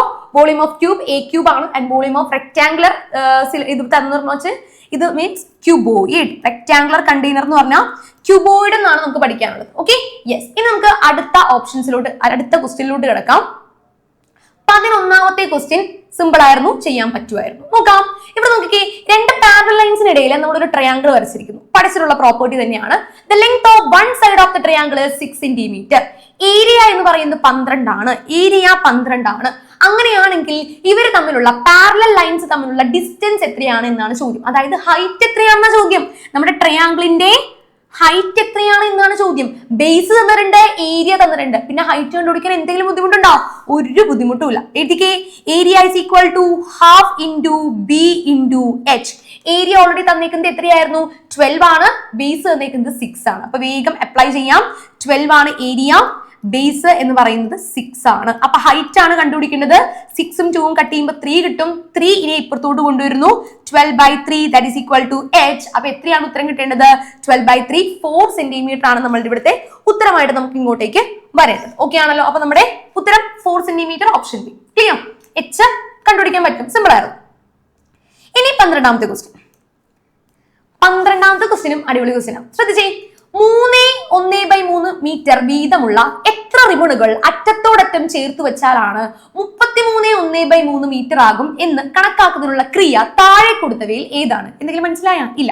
അതായത് 33 മീറ്റർ ആണ് നമ്മളുടെ മൊത്തം റിബണിന്റെ നീളം. അതിൽ നിന്നും 3 മീറ്റർ നീളം വരുന്ന എത്ര കഷ്ണങ്ങൾ മുറിച്ചെടുക്കാം എന്നാണ് ഇവിടുത്തെ ചോദ്യം. ആക്ച്വലി അതെങ്ങനെ കണ്ടുപിടിക്കാം? ടോട്ടലിനെ നമ്പർ ഓഫ് പീസസ് അല്ലെങ്കിൽ നമ്പർ ഓഫ് തന്നിരിക്കുന്ന ഒരു പീസിന്റെ ലെങ്ത് വെച്ചിട്ട് ഡിവൈഡ് ചെയ്ത് നമുക്ക് എത്ര കഷ്ണം എടുക്കാൻ പറ്റുമെന്ന് കണ്ടുപിടിക്കാൻ പറ്റും അല്ലെ? അപ്പൊ ടോട്ടൽ 33 ആണ്. അതിന് എന്ത് വെച്ച് ഡിവൈഡ് ചെയ്യണം? ടോട്ടൽ ഡിവൈഡഡ് ബൈ 3 നമ്മുടെ ഓപ്ഷൻസ് ഒന്ന് നോക്കിക്കേ. ഫൈനൽ ആൻസർ ഒന്നും ഇവിടെ തന്നിട്ടില്ല. ഇവിടെ തന്നിരിക്കുന്ന ഇതേ ഫോർമാറ്റിൽ തന്നെ മിക്സ്ഡ് ഫ്രാക്ഷനെ മാറ്റിയിട്ടുള്ളതുണ്ട്, മിക്സ്ഡ് ഫ്രാക്ഷനെ മാറ്റാതെയും ഉണ്ട്. നമുക്ക് ഈ ഒരു ഓപ്ഷനകത്ത് ഇവിടെ എവിടെയെങ്കിലും ഉണ്ടോ? കാരണം 33 ഡിവൈഡഡ് ബൈ 3 ഇവിടെ ഉണ്ടോ? ഇല്ല. ഇവിടെ മൾട്ടിപ്ലിക്കേഷൻ, ഇപ്പുറത്തും മൾട്ടിപ്ലിക്കേഷൻ. അപ്പൊ ഇവർ രണ്ടുപേരും അല്ല നമുക്ക് ആദ്യം തന്നെ മനസ്സിലായി. അങ്ങനെ നമുക്ക് എലിമിനേഷൻ മെത്തേഡ് ഇവിടെ അപ്ലൈ ചെയ്യാനായിട്ട് സാധിക്കും. ഉടനെ എന്ത് ചെയ്യാം? ഈ മിക്സ്ഡ് ഫ്രാക്ഷനെ ഇംപ്രോപ്പർ ഫ്രാക്ഷനിലോട്ട് മാറ്റാം. 33 × 3 99, 99 പ്ലസ് 1 100 ആണ്. 100/3 നമുക്ക് ആദ്യം എഴുതാം. The whole divided by 3 × 3. താഴത്തേൽ 3 × 3 9, 9 പ്ലസ് 1 10, 10/3. ഈ ഒരു ഓപ്ഷനും ഇവിടെ ഇല്ല. പക്ഷെ നമുക്ക് ഇൻഡു ചെയ്തിട്ട് മറ്റൊരു സംഗതി തന്നിട്ടുണ്ടല്ലോ. രണ്ട് ഫ്രാക്ഷൻസിനെ തമ്മിൽ ഡിവൈഡ് ചെയ്യാൻ തന്നാൽ റെസിപ്രോക്കലിട്ട് മൾട്ടിപ്ലൈ ചെയ്യുക. അതായത് 10/3 മുകളിലോട്ട് പോയിട്ട് എന്താകും? 10/3 മുകളിലോട്ട് പോയിട്ട് 100/3 മുകളിലോട്ട് പോയിട്ട് എന്താകും? 10/3 റെസിപ്രോക്കൽ ആകുന്നു. വിപരീത ഭിന്നമായി 3/10 എന്നായി മാറും അല്ലെ? ആക്ച്വലി ഇത് സോൾവ് ചെയ്താൽ നമുക്ക് പെട്ടെന്ന് ഉത്തരം കിട്ടും. കാരണം മുകളിലെ 3 താഴത്തെ 3. പക്ഷെ ഓപ്ഷനിൽ അങ്ങനെയല്ല തന്നേക്കുന്നത് അല്ലെ? ഓപ്ഷൻ നോക്കി ചെയ്തവരുടെ സമയം പോയിട്ടുണ്ടാവില്ല. ചില ആൾക്കാർ ഇത് കട്ട് ചെയ്ത് 10 എന്നൊക്കെ ഉത്തരം കണ്ടുപിടിച്ചിട്ടുണ്ടാവും അല്ലെ? പക്ഷെ എന്താ, അങ്ങനെ ഒരു ഓപ്ഷൻ ഇവിടെ ഇല്ല. നമുക്ക് എന്താ 100/3 × 3/10 ആ ഒരു ഓപ്ഷനിലെ തൊട്ടടുത്തെടുക്കുന്ന സി പിടികിട്ടുന്നുണ്ടോ? ഓക്കെ ആണോ? ഡി അല്ല, സി ആണ് ഉത്തരം വരണ്ടേ കേട്ടോ. ഡിയിൽ എന്ത് മാറ്റിയിട്ടില്ല? റെസിപ്രോക്കൽ ആക്കിയിട്ടില്ല. 10/3 അങ്ങനെ തന്നെയാണ് എടുത്തേക്കുന്നത്. ഓക്കെ, അപ്പോ സി ആയിരുന്നു ഉത്തരം. Okay, yes. 13ാമത്തെ ക്വസ്റ്റ്യനിലോട്ട് കടക്കുവാണ്. നമ്മളുടെ സ്ക്വയേഴ്സ് ആൻഡ് റൈറ്റ് ട്രയാങ്കിൾസ് എന്ന് പറയുന്ന ചാപ്റ്ററിൽ നിന്നുള്ള ക്വസ്റ്റ്യൻ ആണ്. ഇതിനകത്ത് ഒരു റൈറ്റ് ട്രയാങ്കിളിന്റെ ഹൈപ്പോട്ടന്യൂസ്, അതായത് കർണത്തിന്റെ നീളം തന്നിട്ടുണ്ട്. 17 സെന്റിമീറ്റർ ആണ് എന്ന് പറയുന്നത്. എത്രയാണ്? 17 സെന്റിമീറ്റർ. അപ്പൊ ഞാനൊന്ന് വരയ്ക്കാം. ഇതാണ് നമ്മുടെ റൈറ്റ് ട്രയാങ്കിൾ, ഇതാണ് നമ്മുടെ ഹൈപ്പോട്ടന്യൂസ് അല്ലെ? ഹൈപ്പോട്ടന്യൂസ് ഇതാണ്, ബേസ് ഇതാണ്, ഓൾട്ടിറ്റ്യൂഡ് ഇതാണ്. ഇതൊക്കെ എല്ലാവർക്കും അറിയാലോ അല്ലെ? യെസ്. ഹൈപ്പോട്ടന്യൂസിന്റെ നീളമാണ് എത്ര? 17 സെന്റിമീറ്റർ എന്ന് പറയുന്നത്. നമ്മളോട് പറഞ്ഞിരിക്കുന്നു the area of the square drone on its base. ഇതിന്റെ പാദം മാത്രം എടുത്ത് നമ്മൾ താഴ്ത്തോട്ടായിട്ട് വരച്ചിരിക്കുന്ന ഒരു സ്ക്വയർ ഇവിടെ ഉണ്ട് അല്ലെ? അപ്പൊ ഞാൻ ഈ ബിയും എയും ഒന്ന് മാറ്റിയിട്ട് താഴ്ത്തോട്ട് ഒരു സ്ക്വയർ ഇങ്ങോട്ട് വരയ്ക്കാം. താഴത്ത് നമ്മൾ എന്ത് ചെയ്തു? ഒരു സ്ക്വയർ വരച്ചു. ഈ സ്ക്വയറിന്റെ ഏരിയ ആണ് നമുക്ക് തന്നിരിക്കുന്ന 64 സെന്റിമീറ്റർ സ്ക്വയർ. ഇതിന്റെ ഏരിയ എത്രയാണോ? 64 സെന്റിമീറ്റർ സ്ക്വയർ. ഉടനെ തന്നെ ഏരിയ ഓഫ് സ്ക്വയറിന്റെ ഇക്വേഷൻ അങ്ങോട്ട് അപ്ലൈ ചെയ്തേ. എ സ്ക്വയർ ആണ് ഏരിയ ഓഫ് സ്ക്വയറിന്റെ equation. Side into side that is equal to 64. അങ്ങനെയാണെങ്കിൽ എ കണ്ടുപിടിക്കാൻ നമുക്ക് എന്ത് ചെയ്യാം? √64 ദാറ്റ് ഈസ് ഈക്വൽ ടു ഏതോ ഒരു സംഖ്യയുടെ സ്ക്വയർ അല്ലേടാ 64. അത് ഏത് സംഖ്യയാണ്? 8. 8ന്റെ സ്ക്വയർ ആണ് എന്ത്? 8ന്റെ സ്ക്വയർ എടുത്താൽ വർഗം കണ്ടുപിടിച്ച് നമുക്ക് 64 കിട്ടും. സോ നമ്മുടെ എ ഓരോന്നിന്റെയും സൈഡിന്റെ നീളം എത്രയാടാ? 8 സെന്റിമീറ്റർ വീതമാണ് അല്ലെ? സ്ക്വയറിന്റെ ഓരോ വശങ്ങളും 8 സെന്റിമീറ്റർ വീതമാണ്. നമ്മളോട് കണ്ടുപിടിക്കാൻ പറഞ്ഞേക്കണ പക്ഷെ അതല്ല അല്ലെ? What is the length of its perpendicular side? ഈ റൈറ്റ് ട്രയാങ്കിളിന്റെ ഓൾട്ടിറ്റ്യൂഡ്, ലംബം എത്രയാണ്, ലംബവശത്തിന്റെ നീളം എത്രയാണ് എന്നാണ് നമ്മളോട് ചോദിച്ചേക്കുന്നത്. അപ്പൊ നമുക്ക് റൈറ്റ് ട്രയാങ്കിൾ മാത്രം ഇനി പുറത്തോട്ടൊന്നും എടുത്ത് വരയ്ക്കാലോ? റൈറ്റ് ട്രയാങ്കിൾ മാത്രം എടുത്ത് വരച്ചു കഴിഞ്ഞാൽ ഓൾറെഡി അതിന്റെ ഹൈപ്പോട്ടന്യൂസ് 17 സെന്റിമീറ്റർ ആണെന്ന് ആദ്യം തന്നെ പറയുന്നുണ്ട്. പിന്നെ ഇപ്പൊ നമുക്ക് എന്ത് കിട്ടി? ബേസ് കിട്ടി, ദാറ്റ് ഈസ് 8 സെന്റിമീറ്റർ. ഒരു റൈറ്റ് ട്രയാങ്കിളിന്റെ ഹൈപ്പോട്ടന്യൂസും ബേസും തന്നിട്ടുണ്ടെങ്കിൽ അതിന്റെ ഓൾട്ടിറ്റ്യൂഡ് കണ്ടുപിടിക്കാൻ എന്താണ് മാർഗം? ഞാൻ ഇത് ഇവിടെ ചെയ്യാം. Altitude is equal to root of, ഏറ്റവും വലിയ വശം ഹൈപ്പോട്ടന്യൂസ് ആണ്. അപ്പൊ ഹൈപ്പോട്ടന്യൂസ് സ്ക്വയറിൽ നിന്നും എന്ത് മൈനസ് ചെയ്യണം? ബേസ് മൈനസ് ചെയ്യണം, ബേസ് സ്ക്വയർ. അപ്പൊ എന്ത് കിട്ടൂടാ? Root of 17 square minus 8 square. Base 8 അല്ലേ, അപ്പൊ അത് കുറയ്ക്കണം. 17 സ്ക്വയർ നിങ്ങൾക്ക് അറിയാമെങ്കിൽ പെട്ടെന്ന് ചെയ്യാം, ഇല്ലെങ്കിൽ ഗുണിച്ച് നോക്കി അങ്ങനെ ചെയ്താൽ മതിയായിരുന്നു കേട്ടോ. 289 മൈനസ് 64 എന്ന് എഴുതാം. നേരെ തന്നെ അങ്ങോട്ട് മൈനസ് ചെയ്യാനുള്ളതേ ഉള്ളൂ, കാരണം ഇവിടുത്തെ എല്ലാ നമ്പേഴ്സും വലുതല്ലേടാ. അപ്പൊ നമ്മൾ വെറുതെ പോയി എഴുതിയൊന്നും മൈനസ് ചെയ്യേണ്ട കാര്യമില്ലായിരുന്നു. 9 ന്ന് 4 കുറച്ച 5 ആണ്, 8 ന്ന് 6 കുറച്ച 2 ആണ്, പിന്നെ ഒരു 2 കൂടി വരും. 225 അത് ഏതോ ഒരു സംഖ്യയുടെ സ്ക്വയർ ആണ്. അത് ഏതിന്റെയാ? 15ന്റെ സ്ക്വയർ ആണ് 225. അപ്പൊ നമ്മുടെ എ എന്ന് പറയുന്ന ഓൾട്ടിറ്റ്യൂഡ് എത്രയായിരിക്കും? ലംബം എത്രയാണ്? 15 സെന്റിമീറ്റർ ആണ് നമ്മുടെ ലംബവശത്തിന്റെ നീളം. ഇങ്ങനെ കണ്ടുപിടിക്കണമായിരുന്നു നമ്മൾ. Okay, yes. എത്രയായിരുന്നു അപ്പൊ നമ്മുടെ ഓപ്ഷൻ വരേണ്ടത്? 15 സെന്റിമീറ്റർ എന്ന് പറയുന്ന ഓപ്ഷൻ ഡി ആണ് നമ്മളുടെ ഇവിടുത്തെ ഉത്തരമായിട്ട് ഇങ്ങോട്ട് കിട്ടേണ്ടിയിരുന്നത്. ക്ലിയർ ആണോ പറഞ്ഞ കാര്യം? Okay, yes. 15 centimetre option D 13ാമത്തെ ആൻസർ. എന്റെ 14ാമത്തേൽ മാക്സ് ദ ഫോളോയിങ് ആണ് വന്നേക്കുന്നത്. ആദ്യത്തെ കോളവും രണ്ടാമത്തെ കോളവും തമ്മിൽ നമ്മൾ ഇവിടെ ഡെസിമൽ ആയിട്ടും അപ്പുറത്ത് ഫ്രാക്ഷൻ ആയിട്ടും തന്നിരിക്കുകയാണ്. ഇവരെ തമ്മിൽ എന്ത് ചെയ്യണം? മാച്ച് ചെയ്യാനാണ് പറഞ്ഞിരിക്കുന്നത്. ചില ക്രിയകൾ ഒന്നാം കോളത്തിലും അവയ്ക്ക് തുല്യമായ രണ്ടാം കോളത്തിലും ഭിന്നസംഖ്യകളും കൊടുത്തിരിക്കുന്നു. ഇവരെ തമ്മിൽ യോജിപ്പിക്കാൻ. ഇത് നമുക്ക് ഓപ്ഷൻ വെച്ചിട്ട് പെട്ടെന്ന് ചെയ്യാം, കാരണം ഇതിന്റെ ഓപ്ഷൻസ് എന്ന് പറയുന്നത് കുറച്ചൊരു വെറൈറ്റി ആണ്. നോക്കിക്കേ, ഓരോരുത്തരായിട്ട് പെയർ ചെയ്തിരിക്കുന്നു. ഇതിനകത്ത് തന്നെ നമുക്ക് പെട്ടെന്ന് ഇത് കണ്ടുപിടിക്കാനായിട്ട് സാധിക്കും. ഒരു കാര്യം നോക്കിക്കേ, എന്റെ ഓപ്ഷൻ എല്ലാത്തിലും 2 ആണ്. അപ്പൊ നമുക്ക് മനസ്സിലായി എ എന്ന് പറയുന്നത് 2 ആണ്. പിടികിട്ടിയല്ലോ. ആദ്യം തന്നെ എനെ 2 കണക്ട് ചെയ്തു, അല്ലെങ്കിൽ ഇത് വെറുതെ കണ്ടുപിടിച്ച സമയം പോകും. ഓക്കെ, അങ്ങനെയൊക്കെ ആലോചിച്ചിട്ടുണ്ടെങ്കിൽ നമുക്ക് പെട്ടെന്ന് ചെയ്യാമായിരുന്നു. ഓക്കെ, എ 2 ആണെന്ന് നമുക്ക് മനസ്സിലായി. ഇനി ബിന്റെ കേസാണ് നമ്മൾ നോക്കുന്നത്. ബിന്റെ കേസിലോട്ട് വരുമ്പോൾ 3 ഉണ്ട് 4 ഉണ്ട്, 3 ഉണ്ട് 4 ഉണ്ട്, 4 ഉണ്ട് 3 ഉണ്ട്. ദാറ്റ് മീൻസ് എന്തായാലും 3ഉം 4ഉം ഒരു ആൻസർ വരുന്നുള്ളൂ. ഓക്കെ, അപ്പൊ നമുക്ക് ഇനി അത് ഏതാണെന്ന് കണ്ടുപിടിക്കാം. ഓക്കെ, 3ഉം 4ഉം വരണം. ശ്രദ്ധിച്ചു നോക്കാം. 3ഉം 4ഉം ശ്രദ്ധിച്ചേ, എയും 2ഉം അതിന്റെ പരിപാടി കഴിഞ്ഞു. അടുത്ത് നോക്കി, 0.01 into 0.01 the whole divided by 0.1. ഞാൻ ഒന്ന് വലുതാക്കി എഴുതാം. 0.01 into 0.01 the whole divided by 0.1. ഇവിടെ എത്ര സ്ഥാനം നീക്കിയാണ് പോയിന്റ് ഇട്ടിരിക്കുന്നത്? 2 സ്ഥാനം. ഇവിടെയും 2 സ്ഥാനം. അപ്പൊ ഇവർ രണ്ടുപേരും തമ്മിൽ മൾട്ടിപ്ലൈ ചെയ്താൽ നമുക്ക് എത്ര സ്ഥാനം നീക്കി പോയിന്റ് ഇടണം? 4 സ്ഥാനം നീക്കി പോയിന്റ് ഇടണം. കാരണം ഇവിടെ 2 സ്ഥാനമുണ്ട്, ഇവിടെ 2 സ്ഥാനമുണ്ട്. രണ്ടും കൂടി കൂട്ടി 4 സ്ഥാനം നീക്കിയാണ് നമ്മൾ ഇതിനെ മൾട്ടിപ്ലൈ ചെയ്യുമ്പോൾ പോയിന്റ് ഇടേണ്ടത്. അപ്പൊ നമുക്ക് ഇടാലോ 0.0001. ഇപ്പോഴല്ലേ 4 സ്ഥാനമായുള്ളൂ. Divided by 0.1. എങ്ങനെ നമുക്ക് ഡിവൈഡ് ചെയ്യാം?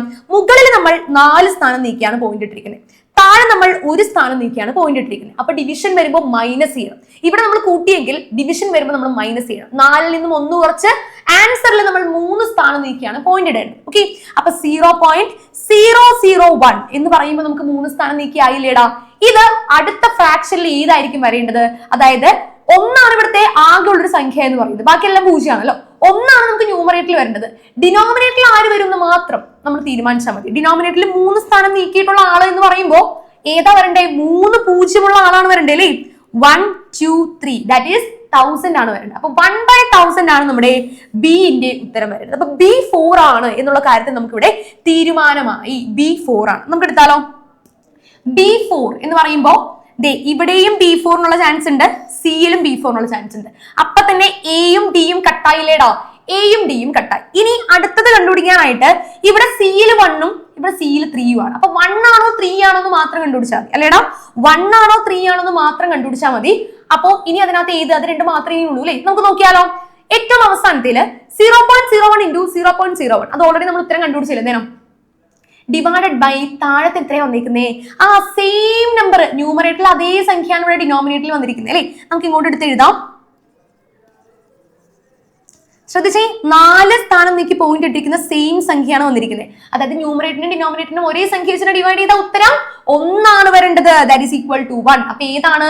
1ലോട്ടാണ് നമുക്കത് ജോയിൻ ചെയ്യിപ്പിക്കേണ്ടത്. അപ്പൊ C1 ആണ്. C1 വരുന്ന ഓപ്ഷൻ ഏതാണോ അതാണ് നമ്മുടെ ഉത്തരം. അപ്പൊ C1 വന്നിരിക്കുന്നത് ഇവിടെയാണ് അല്ലെ, ഓപ്ഷൻ ബിയിലാണ്. അപ്പൊ നമ്മുടെ ഓപ്ഷൻ സിയും കട്ടായിട്ട് ബി ആണ് നമ്മുടെ ഉത്തരം വരെ. അങ്ങനെ നമുക്ക് ആദ്യം തന്നെ ഇത് എന്ത് ചെയ്യാം? ഒരു ഊഹത്തില് ഇതായിരിക്കുമെന്ന് നോക്കി വെക്കാൻ പറ്റുമായിരുന്നു. ഓക്കെ, അപ്പൊ ഓപ്ഷൻ ബി ആണ് നമ്മുടെ ഉത്തരമായിട്ട് വരേണ്ടത്. ക്ലിയർ? 15ാമത്തെ ക്വസ്റ്റിലോട്ട് കിടക്കുമ്പോൾ ഇത് ഡയറക്റ്റ് ആയിട്ട് ക്വസ്റ്റ്യൻ ടെക്സ്റ്റിൽ നിന്ന് ചോദിച്ചിരിക്കുന്നതാണ്. നമ്മുടെ ഷോർട്ട് ഹാൻഡ് മാത്ത് എന്ന് പറയുന്ന ചാപ്റ്ററിൽ നിന്നും X minus Y plus Z നമ്മൾ പഠിച്ചിരുന്ന ഒരു കോഡ് എന്തായിരുന്നടാ, മൈനസും പ്ലസും ആണ് നമ്മളുടെ ലെഫ്റ്റ് സൈഡിൽ കിടക്കുന്നത് എങ്കിൽ അത് അടുത്തിലോട്ട് പോകുമ്പോൾ മൈനസ് മൈനസ് ആകും എന്ന് നമ്മൾ പഠിച്ചല്ലേ. പക്ഷേ ഈ ബ്രാക്കറ്റിന്റെ സ്ഥാനം മാറും. അപ്പൊ നമുക്ക് ഒന്ന് എഴുതി വെക്കാം, x minus y minus z എന്നാകും. ഇവിടെ ഈ ഒരു കൂട്ടത്തില് രണ്ടെണ്ണവും മൈനസ് വരുന്ന ഒരേ ഒരു ഓപ്ഷനേ ഉള്ളൂ, അത് ഓപ്ഷൻ സി ആണ്. അപ്പൊ ഉത്തരം എന്താണ്? ഉത്തരം ഓപ്ഷൻ സി ആയിരുന്നു വരേണ്ടിയിരുന്നത് അല്ലേടാ. 15ാമത്തേല് ഓപ്ഷൻ സി, വേറെ ഒന്നും നോക്കാനില്ല. നേരിട്ടത് പഠിച്ചിരുന്നെങ്കിൽ ഒറ്റയടിക്ക് ഉത്തരം എഴുതാവുന്ന ക്വസ്റ്റ്യൻ ആയിരുന്നു. Okay, yes. 16ാമത്തേലോട്ട് വരുമ്പോ കുറച്ച് കാര്യങ്ങളൊന്ന് ആലോചിച്ച് ചെയ്യാനുണ്ട്. ഇവിടെ 3 പാറ്റേൺസ് തന്നിട്ട് 4ാമത്തെ പാറ്റേണിലെ നടുക്ക് കിടക്കുന്ന സംഖ്യ ഏതാണ് എന്ന് കണ്ടുപിടിക്കാനാണ് ചോദ്യം. അപ്പൊ ആദ്യത്തേതിലെ നടുക്കത്തെ സംഖ്യയായിട്ട് എന്തോ ഒരു ബന്ധം ഉണ്ടല്ലോ, അതുകൊണ്ടാണ് നമുക്ക് ആ ഒരു പ്രോപ്പർട്ടി വെച്ചിട്ടാണ് നമ്മൾ 4ാമത്തേലോട്ട് കിടക്കേണ്ടത്. ഫസ്റ്റത്തേൽ നോക്കിക്കേ, മുകളിലെ 5, 8, താഴെ 9, 10. 5ഉം 8ഉം 5ഉം 8ഉം കൂടി കൂട്ടി നോക്കാം നമുക്കൊന്ന്. 8ഉം 5ഉം കൂടി കൂട്ടുമ്പോൾ 13 കിട്ടും. 9ഉം 10ഉം കൂടി കൂട്ടുമ്പോൾ 19 കിട്ടും. 19ഉം 13നെ എന്ത് ചെയ്താലും നമുക്ക് 130 കിട്ടില്ല. അപ്പൊ നമുക്ക് മനസ്സിലായി ഇവിടെ ആഡ് ചെയ്യാനായിട്ട് പറ്റത്തില്ല. ഇനിയിപ്പോ മൈനസ് ചെയ്ത് നോക്കണ്ടല്ലോ, മൈനസ് ചെയ്യുമ്പോൾ എന്തായാലും വാല്യൂസ് കുറയത്തേ ഉള്ളൂ. ഓക്കെ, നമുക്ക് മൾട്ടിപ്ലൈ ചെയ്ത് നോക്കിയാലോ, ഇൻറ്റു ചെയ്ത് നോക്കാം. 5 × 8 40 ആണല്ലേ. ഇവിടെ ആണെങ്കിലോ 9 × 10 90 ആണ്. 90ഉം 40ഉം കൂടി കൂട്ടിയാൽ നമുക്ക് 130 കിട്ടുന്നു. പരിപാടി മനസ്സിലായോ? ഇനി നമുക്ക് അടുത്തേലും കൂടി ഒന്ന് ചെയ്ത് നോക്കണം കേട്ടോ. ഒരു പാറ്റേൺ വെച്ചിട്ട് നമുക്ക് മൊത്തത്തിനെ നമുക്ക് വിലയിരുത്താൻ സാധിക്കില്ല, അടുത്തതും കൂടി ചെയ്ത് നോക്കണം. 6 × 7, 7ഉം 6ഉം 42 ആണ്. 10ഉം 12ഉം 120 ആണ്. 120ഉം 42ഉം 162 ആണല്ലോ. അപ്പൊ അതും മനസ്സിലായി. അപ്പൊ നമുക്ക് കാര്യം പിടികിട്ടി, നമ്മൾ ചെയ്ത ആ ഒരു പരിപാടി കറക്റ്റ് ആണ്. നമ്മൾ നേരെ എന്ത് ചെയ്യുന്നു, നേരെ നമ്മുടെ 4ാമത്തേലേക്ക് പോകുന്നു, നേരെ കണ്ടുപിടിക്കുന്നു. 7ഉം 4ഉം 28 ആണ്. 8ഉം 10ഉം 80 ആണ്. 80 പ്ലസ് 28 എത്രയാണ് കിട്ടുക? 108 ആണ് നമ്മുടെ ഉത്തരം. ഓപ്ഷൻ എ 108 ആണ്. സിമ്പിൾ ആയിരുന്നു ഇത്. ഓക്കെ, ഇനി 17ാമത്തെ ക്വസ്റ്റിലോട്ട് കിടക്കുമ്പോ യെസ്, പാരലൽ ലൈൻസ് ഉണ്ട്, ട്രയാങ്കിൾസ് ഉണ്ട്, രണ്ടിന്റെയും പ്രോപ്പർട്ടി വരുന്നുണ്ട്. നമുക്ക് നോക്കാം. AB എന്ന് പറയുന്ന ലൈനും CE എന്ന് പറയുന്ന ലൈനും പാരലൽ ആണ്, സമാന്തരമാണ് എന്ന് ക്വസ്റ്റ്യനിൽ പറയുന്നുണ്ട്. അങ്ങനെയാണെങ്കിൽ താഴെ തന്നിരിക്കുന്ന സ്റ്റേറ്റ്മെന്റ്സിൽ ഏതൊക്കെയാണ് ശരി എന്നാണ് നമ്മളോട് ചോദിച്ചിരിക്കുന്നത്. അതിന്റെ ഓപ്ഷൻസ് താഴെയാണ് തന്നിരിക്കുന്നത്. കണ്ടോ, ഇവിടെ 2 എണ്ണം ശരിയാണ്. ഓപ്ഷൻസിൽ നിന്ന് നമുക്ക് മനസ്സിലായി ഇവിടെ ഒന്നിൽ കൂടുതൽ ഓപ്ഷൻസ് ശരിയാണ് എന്ന് നമുക്ക് മനസ്സിലായി. ഓക്കെ, അപ്പൊ നമുക്ക് എന്തായാലും എന്ത് ചെയ്യാം, നമ്മുടെ ഈ ഒരു തന്നിരിക്കുന്ന പോർഷനിൽ കാര്യങ്ങളൊന്ന് എന്ത് എഴുതി വെക്കാം, ആംഗിൾസ് ഒന്ന് എഴുതി വെക്കാം. ശ്രദ്ധിച്ചേ, ഇവിടെ ഒരു കാര്യം കൂടി പറയുന്നുണ്ട്. പാരലൽ ആണ് എന്ന് മാത്രമല്ല, ട്രയാങ്കിൾ BDE, ഈ ഒരു ട്രയാങ്കിള് ഇക്വലാറ്ററൽ ട്രയാങ്കിൾ ആണ്, സമഭുജ ത്രികോണമാണെന്ന് പറയുന്നുണ്ട് അല്ലെ. ഒരു സമഭുജ ത്രികോണത്തിന്റെ വശങ്ങൾ മാത്രമല്ല കോണുകളും തുല്യമായിരിക്കും അല്ലെ. കോണുകൾ തുല്യമാണെന്ന് പറയുമ്പോൾ 180 ഡിഗ്രിയാണ് മൊത്തം ആംഗിൾ സമ്മ. അതിനെ 3 വെച്ച് ഡിവൈഡ് ചെയ്യുമ്പോൾ ഒരു ആംഗിള് 60 ഡിഗ്രി വീതം നമുക്ക് കിട്ടണം. 60 ഡിഗ്രി വീതമാണ് നമുക്ക് ഓരോ ആംഗിളും കിട്ടേണ്ടത്. അപ്പൊ നമ്മൾ ഇവിടെ എഴുതി വെച്ചു കേട്ടോ. ആംഗിൾ എഴുതി വെച്ചിട്ടേ നമുക്ക് ഇത് സോൾവ് ചെയ്യാൻ പറ്റുള്ളൂ. അല്ലാതെ നമ്മൾ അത് ഈക്വല ഇത് ഈക്വല എന്നൊന്നും പറഞ്ഞിട്ട് കാര്യമില്ല. ആംഗിൾ എഴുതി വെച്ച് തന്നെ ചെയ്യുന്നതാണ് നല്ലത്. ഇനി അടുത്തയിലോട്ട് കിടക്കുമ്പോൾ ഇവിടെ 60 ആണ്, അത് നമുക്ക് കിട്ടി. ഇനി അടുത്ത ബിയും എയും കൂടി കണ്ടുപിടിക്കുകയാണ്. ബി നമുക്ക് പെട്ടെന്ന് കണ്ടുപിടിക്കാലോ. ബിയിലെ ലീനിയർ പെയർ, രേഖീയ ജോഡി അപ്ലൈ ചെയ്യാവുന്നതേ ഉള്ളൂ അല്ലെ. ഇവിടെ 60 ഡിഗ്രി ആണെങ്കിൽ ഇപ്പുറത്ത് എത്രയായിരിക്കും? 180യിൽ നിന്നും 60 മൈനസ് ചെയ്ത് ഇവിടെ 120 ഡിഗ്രി എന്ന് കിട്ടും അല്ലെ. 180യിൽ നിന്നും 60 മൈനസ് ചെയ്തിട്ടാണ് നമുക്കത് കിട്ടിയിരിക്കുന്നത്. 180 degree minus 60 that is equal to 120 degree എന്ന് നമുക്ക് കിട്ടി. ഇനി തൊട്ട് മുകളിലത്തെ ആംഗിൾ കണ്ടുപിടിക്കാനായിട്ട് നമുക്ക് ലീനിയർ പെയർ അപ്ലൈ ചെയ്യാൻ പറ്റില്ല. കാരണം ഇവിടെ എന്തല്ലടാ, ലീനിയർ പെയർ വരുന്നില്ല. ഓക്കെ, ഇവിടെ നമുക്ക് മറ്റൊരു സംഗതി അപ്ലൈ ചെയ്യാം. പാരലൽ ലൈൻസിന്റെ പ്രോപ്പർട്ടിയാണ് അപ്ലൈ ചെയ്യുന്നത്. നമ്മുടെ ABയും CEയും എന്താണ്? പാരലൽ ലൈൻസ് ആണ് പറഞ്ഞുവെങ്കിൽ ഇവിടെ നമുക്കൊരു സംഗതി അപ്ലൈ ചെയ്യാം. ABയും CEയും ഇതിനെ നമ്മൾ എന്താ BD എന്ന് പറയുന്ന ലൈൻ വെച്ച് കട്ട് ചെയ്ത് അല്ലെ. അപ്പൊ ഇവിടെ ഉണ്ടാകുന്ന ആംഗിളും താഴത്തുണ്ടാകുന്ന ആംഗിളും എന്താണ്?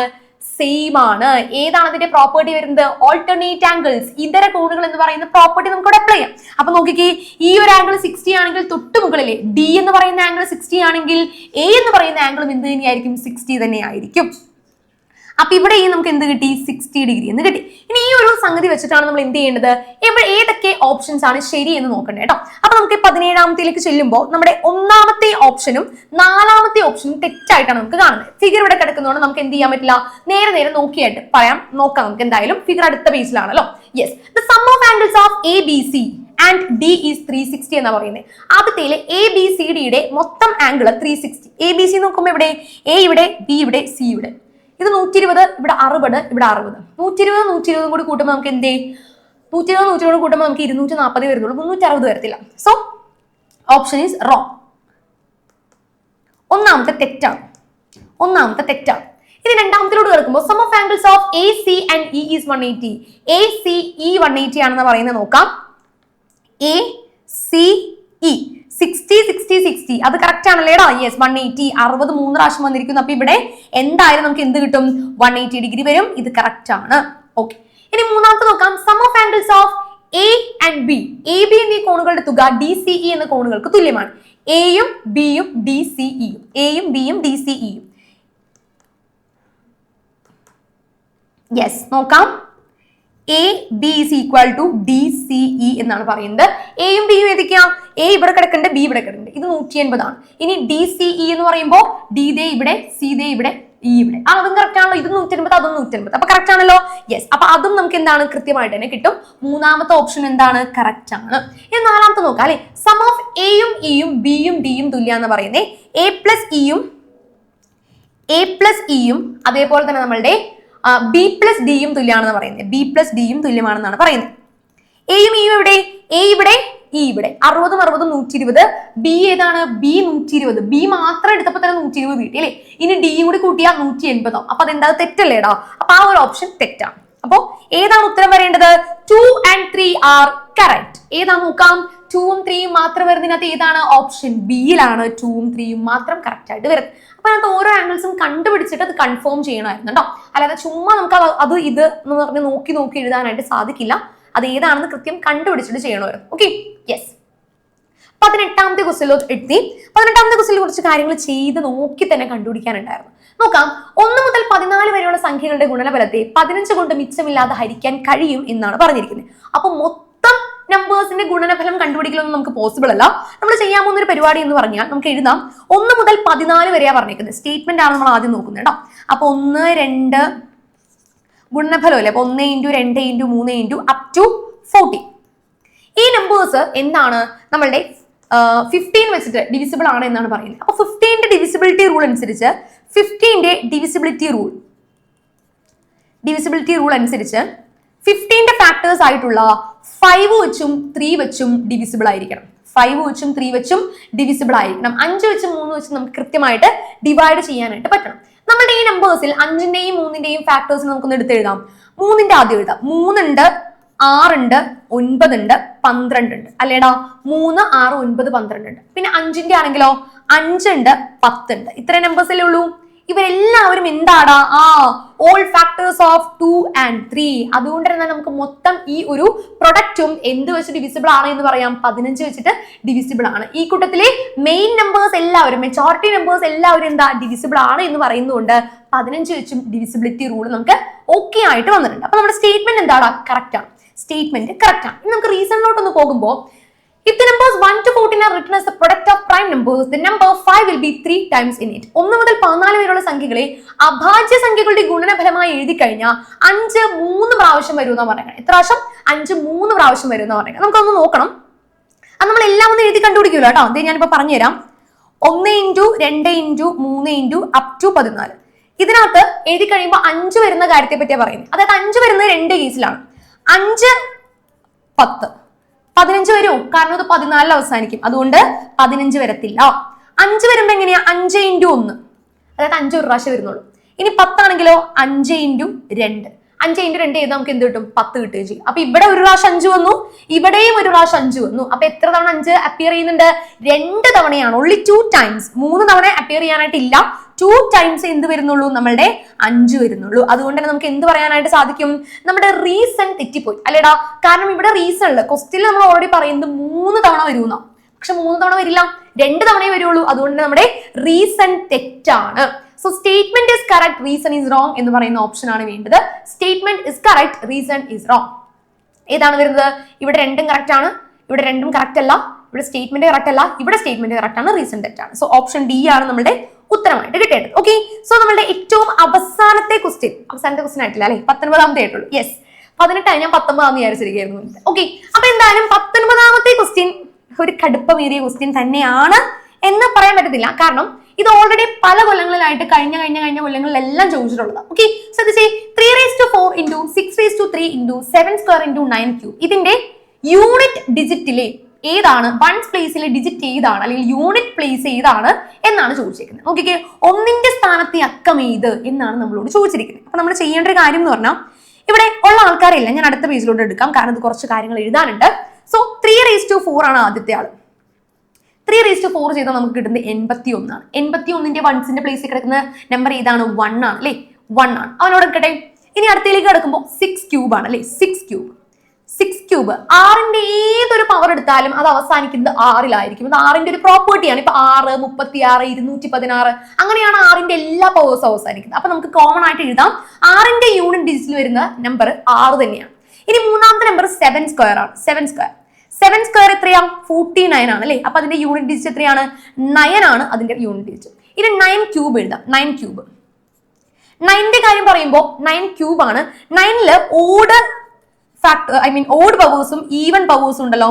ഓഡ് പവേഴ്സ് അവസാനിക്കുന്നത് 9-ലും ആൻഡ് ഈവൻ പവേഴ്സ് അവസാനിക്കുന്നത് 1-ലും ആയിരിക്കും. എന്താണ്? ഈവൻ പവേഴ്സ് അവസാനിക്കുന്നത് 1-ലും ആയിരിക്കും. ഓക്കെ, കാരണം 9ന്റെ സ്ക്വയർ, 9ന്റെ രണ്ടാമത്തെ പവർ, അതായത് പവർ ഈവൺ അല്ലേ, ദാറ്റ് ഈസ് 81, 1-ലല്ലേ അവസാനിക്കുന്നത്. നമുക്കിവിടെ വന്നേക്കുന്ന 3 ഓഡ് ആണ്, അതുകൊണ്ട് തന്നെ നമുക്കിവിടെ വേണ്ടത് 9 ആണ്. ഇനി നമ്മൾ വീണ്ടും എടുക്കുന്നു 1 × 6 × 9 × 9. ഇവർ 4 പേരെ നമ്മൾ എടുത്തെഴുതാൻ പോവാണേ. 1 × 6 × 9 × 9 ഓരോരോ നമ്പേഴ്സ് ആയിട്ട് മൾട്ടിപ്ലൈ ചെയ്യുക. ആദ്യം 1 × 6, ദാറ്റ് ഈസ് 6. ഇനി അതിനുശേഷം എന്താണ് അടുത്ത ആള്? 6 × 9. 6 × 9 ചെയ്യുന്നു. 6 × 9 ചെയ്യുമ്പോൾ നമുക്ക് 54 ആണ് കിട്ടുന്നത്. 54. ഇനി 54ലെ വൺസിന്റെ പ്ലേസ് ആണ് നമുക്ക് വേണ്ടത് കേട്ടോ. 54ലെ വൺസിന്റെ പ്ലേസ് 4 ആണ്. അടുത്തതിൽ 4 × 9, ദാറ്റ് ഈസ് ഈക്വൽ ടു 9 × 4 36 ആണ്. 36ന്റെ വൺസിലെ പ്ലേസ് എത്രയാണ്? 36ലെ വൺസിന്റെ പ്ലേസ് 6 ആണ്. അപ്പൊ ഇവിടുത്തെ ഉത്തരം എന്താണ്? 6 ആണ് നമ്മുടെ ഉത്തരം വരേണ്ടത് കേട്ടോ. 6 ആണ് നമ്മുടെ ഉത്തരം വരേണ്ടത്. സോ ഓപ്ഷൻ എ ആണ് നമ്മുടെ ഇവിടുത്തെ ഉത്തരം. Okay, yes. ഇനി നമ്മൾ അവസാനത്തെ ക്വസ്റ്റ്യനിലോട്ട് എത്തിക്കഴിഞ്ഞു. നമ്മുടെ 20ാമത്തെ ക്വസ്റ്റ്യനും നമ്പർ വെച്ചിട്ടുള്ള പാറ്റേൺ വെച്ചിട്ടുള്ള ഒരു ക്വസ്റ്റ്യൻ ആണ്. സിമ്പിൾ തന്നെയായിരുന്നു. ശ്രദ്ധിച്ചു നോക്കിക്കേ. 125 15 ആയി, 365 45 ആയി, 526 42 ആയി, 254 28 ആയി. അങ്ങനെയാണെങ്കിൽ 428നെ നമുക്ക് എങ്ങനെ കോഡ് ചെയ്യാം? കോഡിംഗ് ഡീകോഡിംഗ് സംഗതിയാണ്, കൂടാതെ നമ്പറും കൂടി വന്നിരിക്കുന്നു. സോ നമ്പർ കോഡിംഗ് എന്ന് നമുക്ക് വേണമെങ്കിൽ പറയാം. ശ്രദ്ധിച്ചേ, ഇവിടെ 125 15 ആയത് എങ്ങനെയാണെന്ന് നമ്മളൊന്ന് ആലോചിച്ച് നോക്കാം. 125ന്റെ ആ നമ്പേഴ്സ് നമ്മൾ കൂട്ടിക്കഴിഞ്ഞാൽ 15 കിട്ടുമോ? 5 ഉം 2 ഉം 7, 7 1 8 ഇല്ല. അടുത്തേക്ക് നോക്കുമ്പോൾ 6 3 9, 9 5 14 വരുന്നുള്ളൂ. അപ്പൊ നമുക്ക് മനസ്സിലായി നമ്മുടെ സമ്മ് ചെയ്താൽ ഇത് കിട്ടത്തില്ല. എന്ന് നമ്മൾ അടുത്ത പരിപാടി ട്രൈ ചെയ്ത് നോക്കുന്നു. മൾട്ടിപ്ലൈ നോക്കിയാലോ? 5 × 2 10, 10 × 1 10 തന്നെ. അപ്പൊ അതും പാളി, അപ്പൊ അതും പറ്റത്തില്ല. ഇനി നമ്മൾ ചെയ്യുന്ന അടുത്തൊരു പരിപാടി 1 + 2, 1ഉം 2ഉം കൂടി കൂട്ടി അതിനെ 5 വെച്ച് ഗുണിച്ചു നോക്കി. 1 + 2 3 ആണല്ലോ, 3 × 5 15 ആണല്ലോ. അത് വർക്കൗട്ട് ആവുന്നുണ്ട് അല്ലേ? യെസ്. ഇനി നമുക്ക് അടുത്തേലും കൂടെ അത് വർക്കൗട്ട് ആവുമെന്ന് നോക്കണം. അടുത്തേൽ ആദ്യത്തെ 2 സംഖ്യകൾ നമ്മൾ കൂട്ടാം. 3 + 6 × 5, മൂന്നാമത്തെ സംഖ്യ 5 ആണ് അല്ലേ. 3 + 6 9 ആണ് അല്ലേ.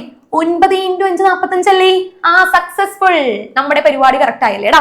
അപ്പൊ നമ്മൾ എങ്ങനെയാണത് കോഡ് മാറ്റുന്നത്? എങ്ങനെ കോഡ് ചെയ്യും?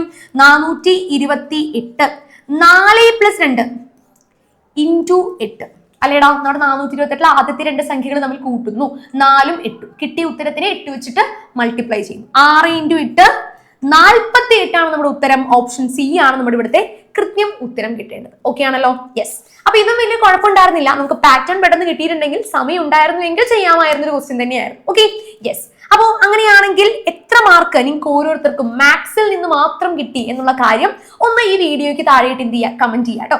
ഔട്ട് ഓഫ് 20 നിങ്ങൾക്ക് ഓരോരുത്തർക്കും എത്ര മാർക്ക് കിട്ടി, പിന്നെ മൊത്തത്തിൽ നമ്മുടെ എക്സാം എങ്ങനെ ഉണ്ടായിരുന്നു എന്നുള്ളൊരു കാര്യം കൂടി എന്റെ മക്കള് ഇതിനടിയിൽ വന്നിട്ട് ഒന്ന് കമന്റ് ചെയ്യണം. Okay, yes. അപ്പൊ ഇനി അടുത്ത എക്സാംസുകൾക്കായിട്ട് നമ്മൾ പ്രിപ്പയർ ചെയ്തോളാം. നമ്മൾ എന്ത് ചെയ്യുക? ഒട്ടും വിട്ടുകൊടുക്കാതെ തന്നെ പഠിച്ചോളൂ കേട്ടോ. ഓക്കേടാ. അപ്പൊ താങ്ക് യു സോ മച്ച്.